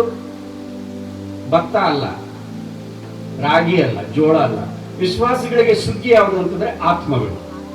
ಆತ್ಮಗಳ ಸುಗ್ಗಿ. ಆ ಪಂಚಶತಮ ದಿವಸದಲ್ಲಿ ಏನಾಯ್ತಪ್ಪ ಅಂತಂದ್ರೆ, ಪೇತ್ರನು ಎದ್ದು ದೇವರ ವಾಕ್ಯವನ್ನು ಹೇಳಿದಾಗ ಒಂದೇ ಸರ್ಮನ್ನಲ್ಲಿ 3,000 ಜನರು ಏನಾದ್ರು ರಕ್ಷಣೆ. ಅದು ದೊಡ್ಡ ಸುಗ್ಗಿ. ಆ ಸುಗ್ಗಿ ಏನ್ ಹೇಳ್ತದೆ? ಒಂದು ದಿವಸ ಬರ್ತದೆ, ಕರ್ತನಾದ ಯೇಸು ಕ್ರಿಸ್ತನು ಬರುವಾಗ ಒಂದು ದೊಡ್ಡ ಉಚ್ಚಿನ ಒಂದು ಅನೇಕ ಆತ್ಮಗಳು, ಸಾವಿರಾರು ಆತ್ಮಗಳು ದೇವರ ರಾಜ್ಯಕ್ಕೆ ಸೇರಿಸಲ್ಪಡುತ್ತದೆ. ಅದಕ್ಕಾಗಿ ನಾವು ಕಾದಿದ್ದೇವೆ. ಅದಕ್ಕಾಗಿ ಇವತ್ತು ನಾವು ದುಡಿತಾ ಇದ್ದೇವೆ. ಅದಕ್ಕಾಗಿ ನಾವು ಕೆಲಸ ಮಾಡ್ತಾ ಇದ್ದೇವೆ. ಇವತ್ತು ನಾವು ಸೇವೆ ಮಾಡ್ತಾ ಇದ್ದೇವೆ. ಹಳ್ಳಿಗಳಿಗೆ ಹೋಗಿ ದೇವರ ಸುವಾರ್ತೆಯನ್ನು ಸಾರ್ತಾ ಇದ್ದೇವೆ. ಯಾಕಂದ್ರೆ ಒಂದು ದಿವಸ ದೊಡ್ಡ ಸುಗ್ಗಿಯನ್ನು ನಾವು ಕೂಡಿಸ್ತೇವೆ. ದೇವರು ತನ್ನ ದೂತರನ್ನ ಕಳಿಸ್ತಾನೆ. ಮೂಡನಿಂದ ಪಡವನವರೆಗೂ, ಒಂದು ದಿಕ್ಕಿಂದ ಮತ್ತೊಂದು ದಿಕ್ಕಿನವರೆಗೂ ದೇವರು ಆರಿಸಲ್ಪಟ್ಟವರನ್ನ ದೇವರು ಕೂಡಿಸ್ತಾನೆ. ಸತ್ತವರು ಸಹ ಎಬ್ಬಿಸಲ್ಪಡುವಂತವರಾಗಿದ್ದಾರೆ. ಒಂದು ದೊಡ್ಡ ಸುಗ್ಗಿಯನ್ನು ನಾವು ನೋಡ್ತೇವೆ. ಆ ಸುಗ್ಗಿಯ ಯಜಮಾನ ಯೇಸು ಕ್ರಿಸ್ತನೇ. ಆ ಸುಗ್ಗಿಯಲ್ಲಿ ನಾವು ಆನಂದಿಸ್ತೇವೆ. ಅದರಿಂದ ನಾವು ಸುಗ್ಗಿಯಲ್ಲಿ ತೂಕಡಿಸುವವನು ನಿಮ್ ಬೈಬಲೇ ಗೊತ್ತಿಲ್ಲ ನಿಮಗೆ. ಸುಗ್ಗಿಯಲ್ಲಿ ತೂಕಡಿಸುವವನು ನಾಚಿಕೆಗೆಟ್ಟವನು. ಸುಗ್ಗಿ ಕಾಲದಲ್ಲಿ ಕೂಡಿಸ್ಕೊಳ್ಬೇಕು, ಸುಗ್ಗಿ ಕಾಲದಲ್ಲಿ ಬಿತ್ಕೊಳ್ಬೇಕು, ಬೆಳೆಯೋ ಕಾಲದಲ್ಲಿ ಬೆಳ್ಕೊಳ್ಬೇಕು. ಅಂದ್ರೆ ಈ ಕಾಲಗಳು ಕೊಡಲ್ಪಟ್ಟಿದೆ. ಸುವಾರ್ತೆಯನ್ನು ಹೇಳಿ ಕೆಲವು ಆತ್ಮಗಳನ್ನ ದೇವರಾಜ್ಯಕ್ಕೆ ಸೇರಿಸಿ ಕೆಲವು ಆತ್ಮಗಳನ್ನ ನಾವು ಸಂಪಾದಿಸಿಕೊಂಡ್ರೆ ಆ ಸುಗ್ಗಿಯ ದಿವಸದಲ್ಲಿ ನಾವು ಆನಂದಿಸ್ತೇವೆ. 1 ಥೆಸಲೋನಿಕ 2ನೇ ಅಧ್ಯಾಯ 19ನೇ ವಚನದಲ್ಲಿ ಪೌಲನು ಹೇಳ್ತಾನೆ, ಬಹಳ ಮೆಚ್ಚುಗೆಯಾದಂತ ಒಂದು ವಾಕ್ಯ. ಆತನ ಏನ್ ಹೇಳ್ತಾನೆ ಅಂದ್ರೆ, ನನ್ನ ಜಯಮಾಲೆ ನೀವೇ ಅಂತಾನೆ. Who is my crown, you are my crown ಅಂತಾನೆ. ಯಾರವರು? ಆತ್ಮಗಳು.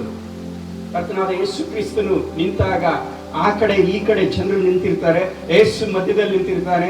ಸ್ವಾಮಿ, ಆ ಜನರು ಯಾರು? ನಿನ್ನೊಂದಿಗೆ ನಿಂತಿರುವಂತ ಜನರು ಯಾರಂತಂದ್ರೆ ಆತನು ಹೇಳ್ತಾನೆ, ನಿನ್ನ ಪ್ರಾರ್ಥನೆಯ ಮೂಲಕವಾಗಿ, ನಿನ್ನ ಸೇವೆಯ ಮೂಲಕವಾಗಿ ಈ ಲೋಕದಲ್ಲಿ ರಕ್ಷಿಸಲ್ಪಟ್ಟಂತ ಜನರು ಇವತ್ತು ಪರಲೋಕದಲ್ಲಿದ್ದಾರೆ. What a great joy it is.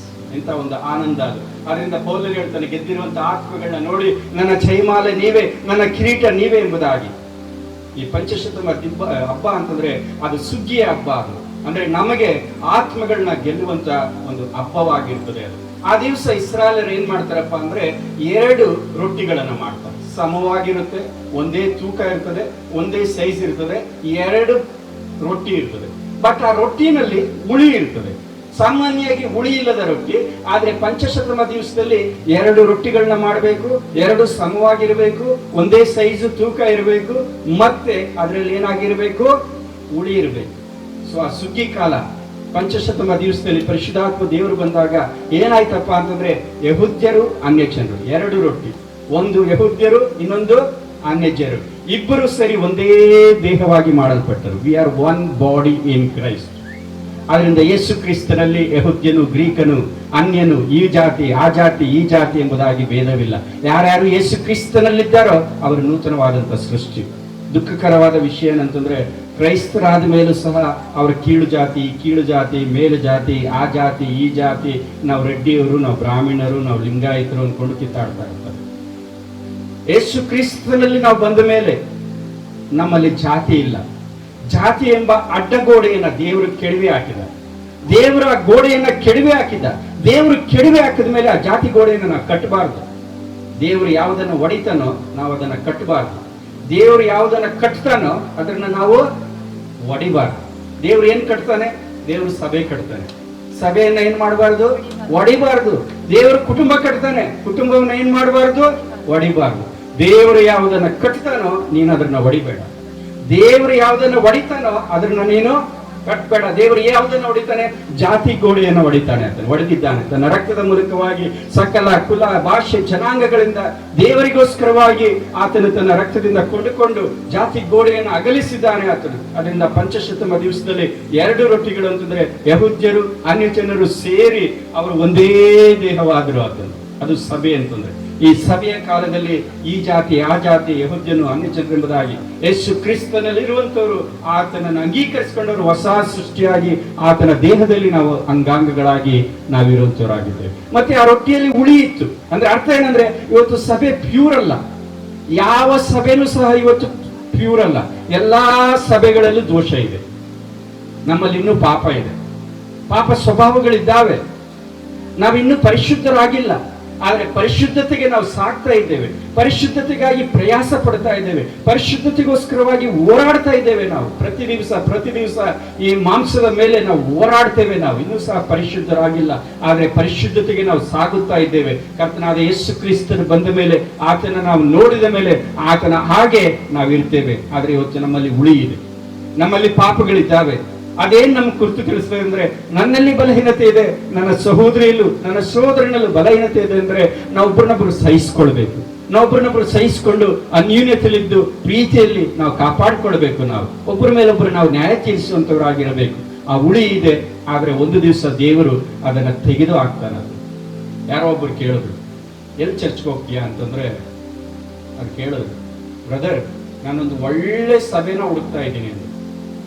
ಒಳ್ಳೆ ಸಭೆ. ಆಗ ಅವ್ರು ಹೇಳಿದ್ರು, ಫಾಸ್ಟ್ ಹೇಳಿದ್ರು, ಒಂದು ವೇಳೆ ಒಳ್ಳೆ ಸಭೆ ಏನಾದ್ರೂ ನಿನಗೆ ಸಿಕ್ಕಿದ್ರೆ ಅದ್ರಲ್ಲಿ ಸೇರ್ಬೇಡ ಅಂತಂದ್ರೆ. ಯಾಕೆ ಅಂತಂದ್ರೆ, ನಿನ್ನಂತವ್ರು ಇದ್ರೆ, ನಮ್ಮ ಭಾಷೆಯಲ್ಲಿ ಏನ್ ಹೇಳ್ತಾರೆ, ಮೊಸರಲ್ಲಿ ನಿಮ್ಮಂತವ್ರಾಗಿರ್ತಾರೆ, ಏನ್ ಮಾಡ್ತಾ ಇರ್ತಾರೆ, ಕೆದಿತಾ ಇರ್ತಾರೆ. ನೀನು ಅಂತ ಸಭೆ ಸಿಕ್ಕಿದ್ರೆ ದಯಮಾಡಿ ಸೇರ್ಬೇಡ, ಯಾಕಂದ್ರೆ ನೀನು ಹುಡುಕ್ತಾ ಇರ್ತೀಯ, ಅಲ್ಲೂ ಕೆಡಿಸ್ಬಿಡ್ತೀಯ ಅಂತ. ಸೊ ಒಳ್ಳೆ ಸಭೆ ಯಾವುದೂ ಇಲ್ಲ. ಯೇಸು ಕ್ರಿಸ್ತನ ದೇಹದಲ್ಲಿ ನಾವು ಅಂಗಾಂಗಗಳಾಗಿದ್ರೆ ಅದೇ ಸಭೆ, ಅದೇ ಮೊದಲಿಗೆತ್ತಿ ಅದು ಎತ್ತಲ್ಪಡ್ತದೆ ಅಲ್ಲಿ. ಸೊ ಆ ಸಭೆಯಲ್ಲಿ ನಾವು ಅಂಗಾಂಗಗಳಾಗಿರ್ಬೇಕು. ಅದರಲ್ಲಿ ದೋಷ ಇದೆ, ಪರಿಪೂರ್ಣತೆ ಇನ್ನೂ ಆಗಿಲ್ಲ. ನಾವು ಒಂದು ದಿವಸ ಆ ಪರಿಪೂರ್ಣರಾಗ್ತೇವೆ. ಅಲ್ಲಿವರೆಗೂ ಆ ಪರಿಪೂರ್ಣತೆಗೋಸ್ಕರವಾಗಿ ನಾವು ಹೋರಾಡಬೇಕು, ನಾವು ಪ್ರಯಾಸ ಪಡಬೇಕು. ಆತನ ಪರಿಶುದ್ಧನಾಗಿರೋ ಪ್ರಕಾರ ನಾವು ಪರಿಶುದ್ಧರಾಗಿ ಜೀವಿಸಬೇಕು. ಈ 4 ಹಬ್ಬಗಳು, ಪಸ್ಕ ಹಬ್ಬ, ಹುಳಿಯಿಲ್ಲದ ರೊಟ್ಟಿ ಹಬ್ಬ, ಪ್ರಥಮ ಫಲದ ಹಬ್ಬ, ಪಂಚ 4 ಹಬ್ಬಗಳು ಮೊದಲ ತಿಂಗಳು ಅಂದ್ರೆ ಫಸ್ಟ್ ಏಪ್ರಿಲ್, ಮೇ, ಮತ್ತೆ ಮಾರ್ಚ್, ಏಪ್ರಿಲ್ ಮತ್ತೆ ಮೇ ಅಷ್ಟರಲ್ಲಿ ಮುಗಿತವೆ. ಆಮೇಲೆ ಸುಮಾರು ಸೆಪ್ಟೆಂಬರ್, ಅಕ್ಟೋಬರ್ ವರೆಗೂ ಗ್ಯಾಪ್ ಇರ್ತದೆ. ಆಮೇಲೆ 3 ಹಬ್ಬಗಳಿದ್ದಾವೆ: ತುತ್ತೂರಿ ಹಬ್ಬ, ಪ್ರಾಯಶ್ಚಿತ್ತದ ಹಬ್ಬ, ದೇವಗುಡಾರದ ಹಬ್ಬ. ಈ ಭಾಗದಲ್ಲಿ ಸೆಂಟ್ರಲ್ ಗ್ಯಾಪ್ ಇರುತ್ತೆ. ಆ ಗ್ಯಾಪ್ನಲ್ಲಿ ಇವತ್ತು ನಾವಿದ್ದೇವೆ ಸಭೆ. ಈ 4 ಹಬ್ಬಗಳು ಆಗೋಯ್ತು. ಆತನ ಮರಣ ಆಗೋಯ್ತು, ಆತನ ಭೂಸ್ಥಾಪನೆ ಆಗೋಯ್ತು, ಆತನ ಪುನರುತ್ಥಾನ ಆಗೋಯ್ತು, ಪರಿಶುದ್ಧಾತ್ಮ ದೇವರು ಇಳಿದು ಬಂದದ್ದು ಆಗೋಯ್ತು. ಇನ್ನು 3 ಹಬ್ಬಗಳು ನಡೆದಿಲ್ಲ, ಮುಂದೆ ನಡೆಯುವಂಥದ್ದಾಗಿದೆ. ಅದು ತುತ್ತೂರಿ ಹಬ್ಬ, 2ನೇದಾಗಿ ಪ್ರಾಯಶ್ಚಿತ್ತದ ಹಬ್ಬ ಅಥವಾ ದೋಷ ಪರಿಹಾರಕ ಹಬ್ಬ, 7ನೇದಾಗಿ ಪರ್ಣಶಾಲೆ ಅಥವಾ ದೇವಗುಡಾರ, ಫೀಸ್ಟ್ ಆಫ್ ಟ್ಯಾಬರ್ನಕಲ್ ಅಂತ. ಸೊ ಈ 3 ಹಬ್ಬಗಳು ಮುಂದೆ ಅದು ನಡೆಯುವಂಥದ್ದಾಗಿದೆ. ಸೊ ಅದು ಸಾಮಾನ್ಯವಾಗಿ ಸೆಪ್ಟೆಂಬರ್ ಅಥವಾ ಅಕ್ಟೋಬರ್ನಲ್ಲಿ ಇರುವಂಥದ್ದಾಗಿದೆ ಯಹೂದ್ಯರಿಗೆ. ನಮಗೆ ಈ ತುತ್ತೂರಿ ಹಬ್ಬದಲ್ಲಿ 7ನೇ ತಿಂಗಳ ಮೊದಲನೇ ದಿವಸದಲ್ಲಿ ಅವರು ತುತ್ತೂರಿಗಳನ್ನ ಹೋಗ್ತಾರೆ. 1 ದಿವಸ ಫಸ್ಟ್ ಡೇ. ಆಮೇಲೆ 10th ಡೇ ಪ್ರಾಯಶ್ಚಿತ್ತದ ಹಬ್ಬ ಇರ್ತದೆ, 10ನೇ ದಿವಸ, 7ನೇ ತಿಂಗಳಿನ 10ನೇ ದಿವಸ. ಆಮೇಲೆ 15ನೇ ದಿವಸದಿಂದ 15ನೇ ತಾರೀಕಿಂದ 15ರಿಂದ 21ರವರೆಗೆ 7 ದಿವಸಗಳ ಕಾಲ ಪರ್ಣಶಾಲೆಗಳ ಹಬ್ಬವನ್ನು ಆಚರಿಸ್ತಾರೆ, ದೇವಗುಡಾರದ ಹಬ್ಬವನ್ನು ಆಚರಿಸ್ತಾರೆ. ಈ ತುತ್ತೂರಿ ಹಬ್ಬದ ದಿವಸದಲ್ಲಿ ಏನಾಗ್ತಾರೆ ಅಂತಂದ್ರೆ ಅವರು ತುತ್ತೂರಿಗಳನ್ನ ಊದ್ತಾರೆ. ಸಾಯಂಕಾಲದ ವೇಳೆಯಲ್ಲಿ ಅವರು ತುತ್ತೂರಿಯನ್ನು ಜೋರಾಗಿ ಊದ್ತಾರೆ. ಜೋರಾಗಿ ಊದುವಾಗ ಅದರ ಸಂದೇಶ ಏನಪ್ಪಾ ಅಂತಂದ್ರೆ, ಕೆಲಸ ಮಾಡುವಂಥವರೇ ನಿಮ್ಮ ಕೆಲಸಗಳನ್ನ ಬಿಟ್ಟು ದೇವರ ಆಲಯಕ್ಕೆ ಬನ್ರಿ, ದೇವರನ್ನ ಆರಾಧಿಸುವುದಕ್ಕಾಗಿ ಕೂಡಿ ಬನ್ರಿ ಎಂಬುದಾಗಿ. It's the message for gathering the people. ಕೆಲಸ ಮಾಡುವಂಥವ್ರೆ, ಹೊಲಗಳಲ್ಲಿ ಕೆಲಸ ಮಾಡುವಂಥವ್ರೆ, ನಿಮ್ಮ ಕೆಲಸಗಳನ್ನ ನಿಲ್ಲಿಸಿ ದೇವರನ್ನ ಆರಾಧಿಸುವುದಕ್ಕಾಗಿ ಕೂಡಿ ಬನ್ನಿ. ಆತ್ಮಿಕವಾಗಿ ತಗೊಂಡ್ರೆ ಕೆಲಸ ಅಂತ ಯಾವುದಂತಾರೆ, ನಾವು ಈಗ ಕೆಲಸ ಮಾಡ್ತಾ ಇದ್ದೇವೆ, ಈಗ ಇಲ್ಲಿ ಸೇವೆ ಮಾಡಕ್ ಬಂದಿದ್ದೇವೆ, ಆತ್ಮಗಳನ್ನ ಕೂಡಿಸ್ತಾ ಇದ್ದೇವೆ, ಸುವಾರ್ತೆ ಹೇಳ್ತಾ ಇದ್ದೇವೆ, ಹಳ್ಳಿಗಳಿಗೆ ಹೋಗ್ತಾ ಇದ್ದೇವೆ. ಇದು ಕೂಡಿಸುವಂತ ಕಾಲ ಇದು. ಈಗ ಕೆಲಸಗಳು, ಸೇವೆ, ಬಹಳಷ್ಟು ಸೇವಕರನ್ನ ಎಬ್ಬಿಸಿ ದೇವರು ಕೆಲಸಗಾರನ ಕಳಿಸಿದ್ದಾನೆ. ಈಗ ಸೇವೆ ಮಾಡ್ತಾ ಇದ್ದೇನೆ. 1 ದಿವಸ ತುತ್ತೂರಿ ಊದಲ್ಪಡ್ತದೆ. ತುತ್ತೂರಿ ಊದಲ್ಪಟ್ಟಾಗ ದೇವರೇನು ಹೇಳ್ತಾರೆ, ಏನೋ ಕೆಲಸ ಮಾಡಿದ್ದು ಸಾಕು, ಸುವಾರ್ತೆ ಸಾರಿದ್ದು ಸಾಕು, ಸೇವೆ ಮಾಡಿದ್ದು ಸಾಕು, ಕಮಪ್ ಅಂತಾನೆ ಆತನ ಮೇಲೆ ಬರ್ತಾನೆ ಆತನು. ಆವಾಗ ನಾವೇನಾಗ್ತೀವಿ ಅಂದ್ರೆ, ಕಣ್ಣು ರೆಪ್ಪೆ ಬಡಿಯೋಷ್ಟರಲ್ಲಿ ಮಧ್ಯಾಕಾಶಕ್ಕೆ ಎತ್ತಲ್ಪಡ್ತೇವೆ. ಕ್ರಿಸ್ತನಲ್ಲಿ ಸತ್ತವರು ನಮಗಿಂತ ಮುಂಚೆ ಅವ್ರೇನ್ ಮಾಡ್ತಾರೆ, ಅವರ ದೇಹಗಳು ಸಹ ಎತ್ತಲ್ಪಡ್ತದೆ. ಕರ್ತನನ್ನ ಮಧ್ಯಾಕಾಶದಲ್ಲಿ ನಾವು ಸಂಧಿಸ್ತೇವೆ. ಹೆಂಗಿರುತ್ತೆ ನೋಡ್ಕೊಳ್ರಿ, ಇದು ಒಂದ್ಸರಿ ಊಹಿಸ್ಕೊಳ್ರಿ ಹೇಗಿರುತ್ತೆ ಅಂತ. ಈಗ ಯಹೂದ್ಯರು, ಅರಬ್ ದೇಶದವರು ಒಂದೇ ಹೊಲದಲ್ಲಿ ಕೆಲಸ ಮಾಡ್ತಾ ಇರ್ತಾರೆ. ಒಂದು ಹೊಲದಲ್ಲಿ ಕೆಲಸ ಮಾಡ್ತಾ ಇರ್ತಾರೆ. ಒಂದು ಕಡೆ ಅರಬ್ ದೇಶದವರು, ಅರಬಿಯರು, ಇನ್ನೊಂದು ಕಡೆ ಯಹೂದ್ಯರು ಕೆಲಸ ಮಾಡ್ತಾ ಮಾಡ್ತಾ ಮಾಡ್ತಾ ಇದ್ದಾರೆ. ತಕ್ಷಣ ತುತ್ತೂರಿ ಧ್ವನಿ ಜೋರಾಗಿ ಊದಲ್ಪಡ್ತದೆ. ಊದಲ್ಪಟ್ಟಾಗ ಏನಾಗ್ತದೆ, ಯಹೂದ್ಯನು ಕೆಲಸವನ್ನು ಅಲ್ಲಿಗೆ ನಿಲ್ಲಿಸಿ ದೇವರ ಆಲಯಕ್ಕೆ ಬರ್ತಾನೆ. ಅರಬಿಯನ್ ಏನ್ ಮಾಡ್ತಾನೆ, ಅಲ್ಲೇ ಅವನು ಬರಲ್ಲ. ಸ್ವಾಮಿ ಬಹಳ ಚೆನ್ನಾಗಿ ಹೇಳುದು ಮತ್ತಾಯನ ಸುವಾರ್ತೆ 24ನೇ ಅಧ್ಯಾಯ 40ನೇ ವಚನದಲ್ಲಿ, ಒಬ್ಬನು ತೆಗೆಯಲ್ಪಡುವನು, ಒಬ್ಬನು ಎಕ್ಸಾಕ್ಟ್ ಆಗಿ ನಡೀತದೆ. ಆತನು ಎಲ್ರಿಗೂ ಅರ್ಥವಾಗಲ್ಲ ತುತ್ತೂರಿ ಧ್ವನಿ. ತುತ್ತೂರಿ ಧ್ವನಿ ಯಾರಿಗೆ ಅರ್ಥವಾಗ್ತದೆ ಅಂತಂದ್ರೆ, ದೇವರ ಮಕ್ಕಳಿಗೆ ಅರ್ಥವಾಗ್ತದೆ, ದೇವರ ಸೇವೆ ಮಾಡುವಂಥವ್ರಿಗೆ ಅರ್ಥವಾಗ್ತದೆ, ದೇವರನ್ನ ಕಂಡುಕೊಂಡವ್ರಿಗೆ ಅರ್ಥವಾಗ್ತದೆ. ಕರ್ತನು ಬಂದಾಗ ತುತ್ತೂರಿ ಧ್ವನಿ, ಪ್ರಧಾನ ದೂತನ ಶಬ್ದದೊಡನೆ, ದೇವರ ತುತ್ತೂರಿ ಧ್ವನಿಯೊಡನೆ ಆಕಾಶದಿಂದ ಆತನು ಇಳಿದು ಬರುವಾಗ ತುತ್ತೂರಿ ಧ್ವನಿ ಕೇಳಿ ಕ್ರಿಸ್ತನಲ್ಲಿ ಸತ್ತಂತವರು ಎದ್ದು ಬರುತ್ತಾರೆ, ಮಹಿಮಾ ದೇಹದಲ್ಲಿ ಎದ್ದು ಬರುವಂತವರಾಗಿದ್ದಾರೆ. ಇದನ್ನು ರ್ಯಾಪ್ಚರ್ ಅಂತೀವಿ, ಸಭೆ ಎತ್ತಲ್ಪಡಬೇಕೆ ಅಂತ ಹೇಳ್ತೀವಿ. ಕರ್ತನನ್ನು ನಾವು ಸಂಧಿಸ್ತೇವೆ. We are precious people. ನಾನು ಹೇಳ್ತಾ ಇದ್ದೆ ಪ್ರೆಷಸ್ ಪೀಪಲ್ ಯಾಕಪ್ಪ ಅಂತಂದ್ರೆ, ಈಗ ನೋಡಿ ನಾವು ಹೇಗಂತಂದ್ರೆ, ಈಗ ನೋಡಿ ಒಂದು ಮ್ಯಾಗ್ನೆಟ್ನ ತಗೊಂಡು ಭೂಮಿಗೆ ಹಾಕಿದ್ರೆ ಮ್ಯಾಗ್ನೆಟ್ ಎಲ್ಲನೇ ಹೇಳ್ಕೊಡಲ್ಲ, ಕಲ್ಲು ಮಣ್ಣನ್ನ ಎಳ್ಕೊಳಲ್ಲ. ಏನ್ ಹೇಳ್ಕೊಳ್ತದೆ? ಕಬ್ಬಣ ಮಾತ್ರ ಎಳ್ಕೊಳ್ತದೆ. ಹಂಗೆ ತುತ್ತೂರಿ ಧ್ವನಿಯುವುದಾಗ ಸ್ವಾಮಿ ಆಕರ್ಷಿಸೋದು ಎಲ್ರನ್ನಲ್ಲ, ಆತನ ಚಂದ್ರನ ಎತ್ಕೊಳ್ತಾನೆ. ಆತನ ಚಂದ್ರು ಎತ್ತಲ್ಪಡ್ತಾರೆ. ಎತ್ತಲ್ಪಡ್ಲಿಕ್ಕೆ ಎಷ್ಟು ಸಮಯ ಅಂತಂದ್ರೆ 1 ಕೊರಿಂಥ 15:51-52 ಹೇಳ್ತದೆ, ಕಣ್ಣು ರೆಪ್ಪಿ ಬಡಿಯೋಷ್ಟರಲ್ಲಿ, ಕಣ್ಣು ರೆಪ್ಪೆ ಎಷ್ಟು ಬಡಿಯೋಕೆ ಎಷ್ಟು ಬೇಕು ಅಂತಂದ್ರೆ 1/10 ಆಫ್ ಎ ಸೆಕೆಂಡ್. ಸೆಕೆಂಡ್ ನಲ್ಲಿ 10ನೇ 1 ಭಾಗ ಸಾಕಂತೆ. ಯಾವ ರಾಕೆಟ್ ಹೋಗಲ್ಲ, ಯಾವ ಏರೋಪ್ಲೇನ್ ಹೋಗಲ್ಲ, ಯಾವ ಸೈಂಟಿಫಿಕ್ ಅಷ್ಟು ದೂರ ಹೋಗ್ಲಿಕ್ಕೆ ಸಾಧ್ಯನೇ ಇಲ್ಲ. ಒಂದು ಕ್ಷಣದಲ್ಲಿ ಕಣ್ಣು ರೆಪ್ಪೆ ಬಡಿಯೋಷ್ಟರಲ್ಲಿ ನಾವು ಎತ್ತಲ್ಪಡ್ತೇವೆ. ಆತನ ಮಧ್ಯಾಕಾಶಕ್ಕೆ ಬರ್ತಾನೆ. ಮಧ್ಯಾಕಾಶಕ್ಕೆ ಯಾಕೆ ಬರ್ತಾನೆ ಅಂತ ಹೇಳ್ತಾನೆ. ಅಲ್ಲಿವರೆಗೂ ಎತ್ತಲ್ಪಟ್ಟವ್ರು ಇನ್ನು ಸ್ವಲ್ಪ ಮೇಲೆ ಎತ್ತಲ್ಪಡ್ಬೋದಲ್ಲ. ಯಾಕೆ ಮಧ್ಯಾಕಾಶಕ್ಕೆ ಬರ್ತಾನೆ ಅಂತಂದ್ರೆ, we are all called dignitaries, we are ambassadors. ನಾವು ರಾಯಭಾರಿಗಳು. ನಾವು ಒಂದು ವೇಳೆ ಬೇರೆ ದೇಶದಿಂದ ಒಬ್ಬ ರಾಯಭಾರಿ ನಮ್ಮ ದೇಶಕ್ಕೆ ಬಂದ್ರೆ ನಾವೇನ್ ಮಾಡ್ತೀವಿ? ಏರ್ಪೋರ್ಟ್ಗೆ ಹೋಗ್ತೀವಿ, ಅವ್ರನ್ನ ರಿಸೀವ್ ಮಾಡ್ಕೊಳ್ತೀವಿ. ಏರ್ಪೋರ್ಟ್ ಸಾಮಾನ್ಯವಾಗಿ ಎಲ್ಲಿರ್ತದೆ? ಊರಿಂದ ಹೊರಗಡೆ ಇರ್ತದೆ. ಆ ಏರ್ಪೋರ್ಟ್ಗೆ ಹೋಗಿ ಆ ರಾಯಭಾರಿಗಳನ್ನ ಅಥವಾ ಇವ್ರನ್ನ ರಿಸೀವ್ ಮಾಡ್ಕೊಳ್ತೀವಿ. ರಿಸೀವ್ ಮಾಡಿಕೊಂಡು ಏರ್ಪೋರ್ಟ್ ಅಲ್ಲೇ ಇರಲ್ಲ. ನಾವು ಏನ್ ಮಾಡ್ತೀವಿ? ಎಲ್ಲಿಂದ ಹೊರಟು ಮತ್ತೆ ಅಲ್ಲಿಗೆ ಬರ್ತೇವೆ. ಅದೇ ರೀತಿಯಾಗಿ ನಾವು ರಾಯಭಾರಿಗಳು ನಮ್ಮನ್ನ ಕರ್ಕೊಂಡು ಹೋಗಕ್ಕೆ ಆತನ ಮಧ್ಯಾಕಾಶಕ್ಕೆ ಬಂದು ನಮ್ಮನ್ನ ಕರ್ಕೊಂಡು ತಂದೆಯ ಮನೆಗೆ ಆತನ ಹೋಗ್ತಾನೆ. ಅಂತ ಪ್ರಿವಿಲೇಜ್ ಆತನ ಹೇಳಿದ. ಆದ್ರಿಂದ ನಿಮ್ಮ ಹೃದಯ ಕಳವಳ ಬರೋದೇ, ಧೈರ್ಯವಾಗಿರಿ, ನನ್ನ ನಂಬಿ ನನ್ನ ತಂದೆಯ ಮನೆಯಲ್ಲಿ ಬಹಳ ಬಿಡಾರಗಳಿದೆ, ನಾನು ಹೋಗಿ ಸ್ಥಳ ಸಿದ್ಧ ಮಾಡ್ತೇನೆ, ತಿರುಗಿ ಬರ್ತೇನೆ, ನಾನು ನಿಮ್ಮನ್ನ ಕರ್ಕೊಂಡು ಹೋಗ್ತೇನೆ. ಈ ಲೋಕ ಶಾಶ್ವತ ಅಲ್ಲ. ಈ ಲೋಕದಲ್ಲಿ ಯಾವಾಗ್ಲೂ ನಾವು ಇರೋದಿಲ್ಲ. ಒಬ್ಬ ದೈವ ಸೇವಕರು ಬಾಗಿಲ ಮೇಲೆ ಯಾವಾಗ್ಲೂ ಇಟ್ಟಿದ್ರು, ಓನ್ಲಿ 1 ಲೈಫ್. ಕ್ರಿಸ್ತನಿಗಾಗಿ ಮಾಡಿದ್ದು ಮಾತ್ರ ಶಾಶ್ವತವಾಗಿ ನಿಲ್ತದೆ. ನನಗೋಸ್ಕರ, ನಿನಗೋಸ್ಕರ, ಮಕ್ಕಳಿಗೋಸ್ಕರ ಏನೇನ್ ಮಾಡ್ಕೊಳ್ತೀವೋ ಅದೆಲ್ಲ ಇಲ್ಲೇ ಅಷ್ಟೇ. ನೀನ್ ಹೆಂಡತಿಗೆ ಮಾಡಿದ್ರು ಅಷ್ಟೇ, ನಿನ್ ಗಂಡನ್ ಮಾಡಿದ್ರು ಅಷ್ಟೇ. ಮಾಡಬೇಡ್ರಿ ಅಂತ ಹೇಳಲ್ಲ, ಜವಾಬ್ದಾರಿ ಇದೆ, ಮಾಡ್ರಿ. ಆದ್ರೆ ಒಂದು ಸತ್ಯ ತಿಳ್ಕೊಳ್ರಿ, ಕ್ರಿಸ್ತನಿಗಾಗಿ ನಾನು ಏನ್ ಮಾಡ್ತೀನೋ ಅದು ಮಾತ್ರವೇ ಶಾಶ್ವತವಾಗಿ ನಿಲ್ಲುವಂಥದ್ದಾಗಿದೆ. ಕರ್ತನ್ ಬರ್ತಾನೆ, ಆತ ನಮ್ಮನ್ನ ಕರ್ಕೊಂಡು ಹೋಗ್ತಾನೆ. ಇದು ನಮ್ಮ ನಿರೀಕ್ಷೆ. ಆ ತುತ್ತೂರಿ ಧ್ವನಿ ಯಾವಾಗ ಊದಲ್ಪಡ್ತದೋ ನಮ್ಗೆ ಗೊತ್ತಿಲ್ಲ. ಬಹಳಷ್ಟು ಜನ ಏನ್ ಹೇಳ್ತಾರೆ ಅಂದ್ರೆ, ರ್ಯಾಪ್ಚರ್ ಅನ್ನೋದು ಇಟ್ಸ್ ಇಮಿನೆಂಟ್ ಅಂತಾರೆ. ಇಮಿನೆಂಟ್ ಅಂತಂದ್ರೆ ಯಾವಾಗ ಬೇಕಾದ್ರೂ ಆಗ್ಬೋದು. ಅದಕ್ಕೇನು ಪ್ರವಾದನೆಗಳು ನೆರವೇರಿಸಲ್ಪಡಬೇಕಾಗಿಲ್ಲ, ಆ ಸೂಚನೆಗಳು ಈ ಸೂಚನೆಗಳು ಬೇಕಾಗಿಲ್ಲ. ಅದು ಹೇಗಿರುತ್ತಪ್ಪ ಅಂತಂದ್ರೆ, ಈಗ ಅನ್ಕೊಳ್ರಿ, ನಾವು ರೈಲ್ವೆ ಸ್ಟೇಷನ್ಗೆ ಹೋಗ್ತೀವಿ, 12 ಗಂಟೆಗೆ ಟ್ರೈನ್ ಅನ್ಕೊಳ್ರಿ, 12 ಗಂಟೆಗೆ ಡಿಪಾರ್ಚರ್. ಆದ್ರೆ 12 ಗಂಟೆಗೆ ಮುಂಚೆ 5 ನಿಮಿಷ ಮುಂಚೆ ಹೋದೋ ಟ್ರೈನ್ ಇನ್ನ ಬಂದಿಲ್ಲ, 12 ಗಂಟೆ ಆಗೋಯ್ತು. ನಾವು ಕೇಳ್ತೀವಿ 12 ಗಂಟೆ ಆಗೋಗಿದೆ, ಯಾವಾಗ ಬರುತ್ತೆ ಟ್ರೈನ್ ಅಂತ ಕೇಳಿದ್ರೆ ಏನ್ ಹೇಳ್ತಾರೆ? ಯಾವಾಗ ಬೇಕಾದ್ರೂ ಬರ್ಬೋದು. 12:05 ಬರ್ಬೋದು, 12:10 ಬರ್ಬೋದು, 12:15 ಬರ್ಬೋದು, 1 ಗಂಟೆಗೆ ಬರ್ಬೋದು, ಆದ್ರೆ ಬಂದೇ ಬರ್ತದೆ, ಕಾಯಿರಿ. ನೀವ್ ಅನ್ಕೊಳ್ರಿ, ಸ್ವಲ್ಪ ಹೊರಗಡೆ ಹೋಗಿ ಬರ್ತೀನಿ ಅನ್ನಷ್ಟರಲ್ಲಿ ಟ್ರೈನ್ ಏನಾಗಿರ್ತದೆ? ಹೋಗಿರ್ತದೆ. ಯಾವ ಸಮಯ ಗೊತ್ತಿಲ್ಲ. 12 ಗಂಟೆ 1 ನಿಮಿಷಕ್ಕೆ ಬರ್ಬೋದು, 12 ಗಂಟೆ 5 ನಿಮಿಷಕ್ಕೆ ಬರ್ಬೋದು. ಹಂಗಿದೆ ಇವತ್ತು ಕಾಲ. ಈ ಕಾಲಗಳು ಸೂಚನೆಗಳು ನೋಡುವಾಗ ಯಾವ ಸಮಯದಲ್ಲಿ ಬೇಕಾದ್ರೂ ಕರ್ತನು ಬರ್ಬೋದು. ಕರ್ತನು ಬರ್ತಾನೆ, ಬಂದೇ ಬರ್ತಾನೆ. ದೇವರು ವಾಕ್ಯ ಹೇಳ್ತದೆ, ಆತನ ಆಗಮನ ಉದಯದಂತೆ ನಿಶ್ಚಯ. ಉದಯ ಅಂತಂದ್ರೆ ಉದಯ ಕಾಲ.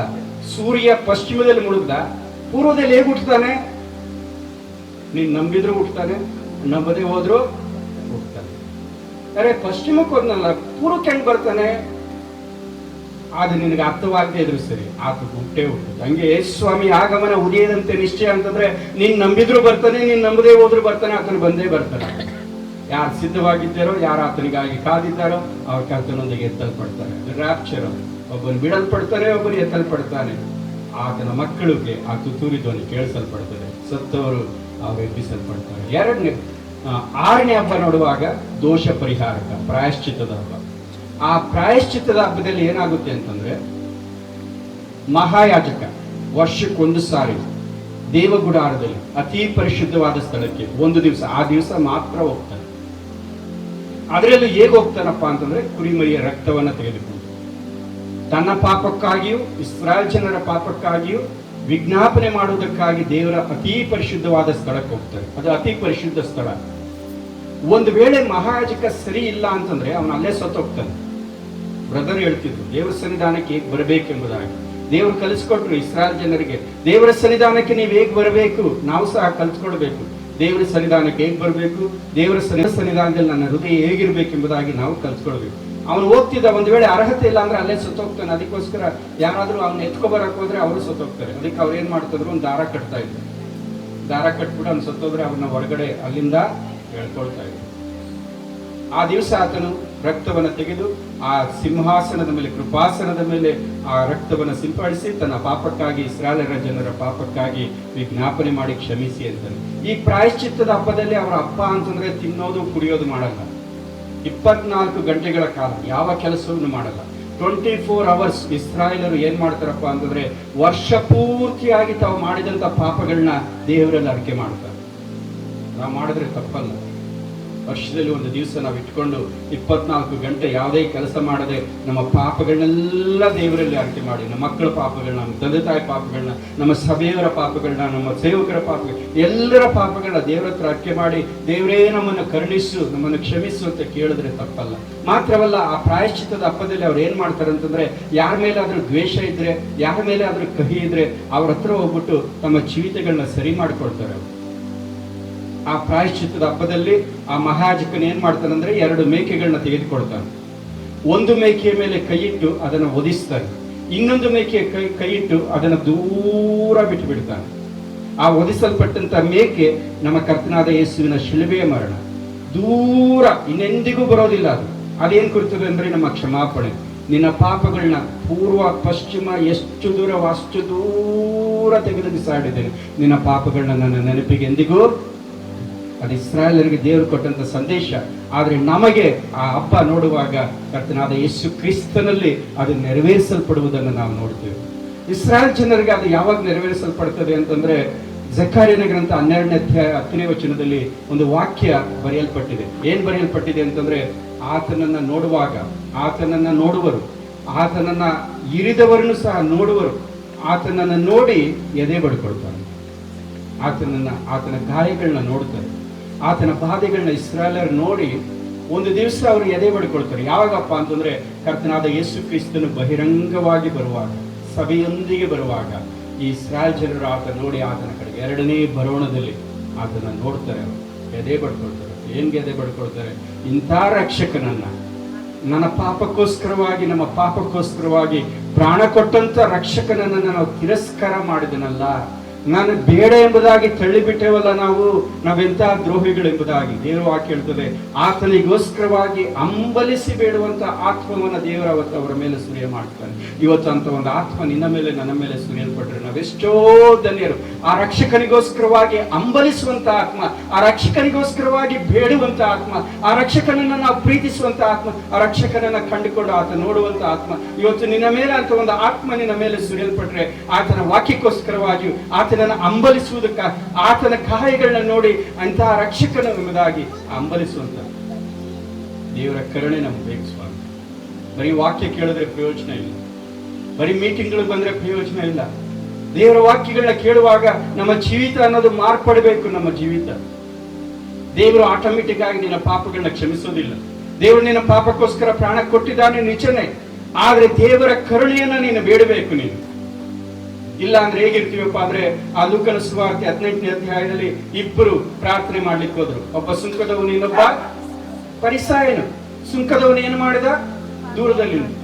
ಪರಿಸಾಯನ ಏನ್ ಮಾಡಿದ? ದೇವರ ಹತ್ರ ನಿಂತ್ಕೊಂಡು, ದೇವರೇ ನಾನು ಇಂಥವನು, ದೇವರೇ ನಾನು ಅಂತವನು, ನಾನು ದಶಮಾಂಶ ಕೊಡ್ತೀನಿ, ವಾರಕ್ಕೆ 2 ಸಾರಿ ಉಪವಾಸ ಮಾಡ್ತೀನಿ, ದಿನ ನಾನು ಬೈಬಲ್ ಓದ್ತೇನೆ ಅಂತ ಹೇಳ್ದ. ಮತ್ತೆ ಏನ್ ಹೇಳ್ದ? ನಾನು ಅವನ ತರನು ಅಲ್ಲ ಅಂತಂದ. ನಾವು ಹಾಗೆ ಇದ್ದೀವಿ. ನಾವ್ ಹೇಗಿದ್ದೀವಿ ಗೊತ್ತಾ ಸಭೆಯಲ್ಲಿ? ನಾನು ಕೆಟ್ಟವನೇ, ಆದ್ರೆ ಅವರಷ್ಟು ಕೆಟ್ಟವರ ಬಹಳಷ್ಟು ಸಾರಿ ನಾವು ಅನ್ಕೊಳ್ತೀವಿ.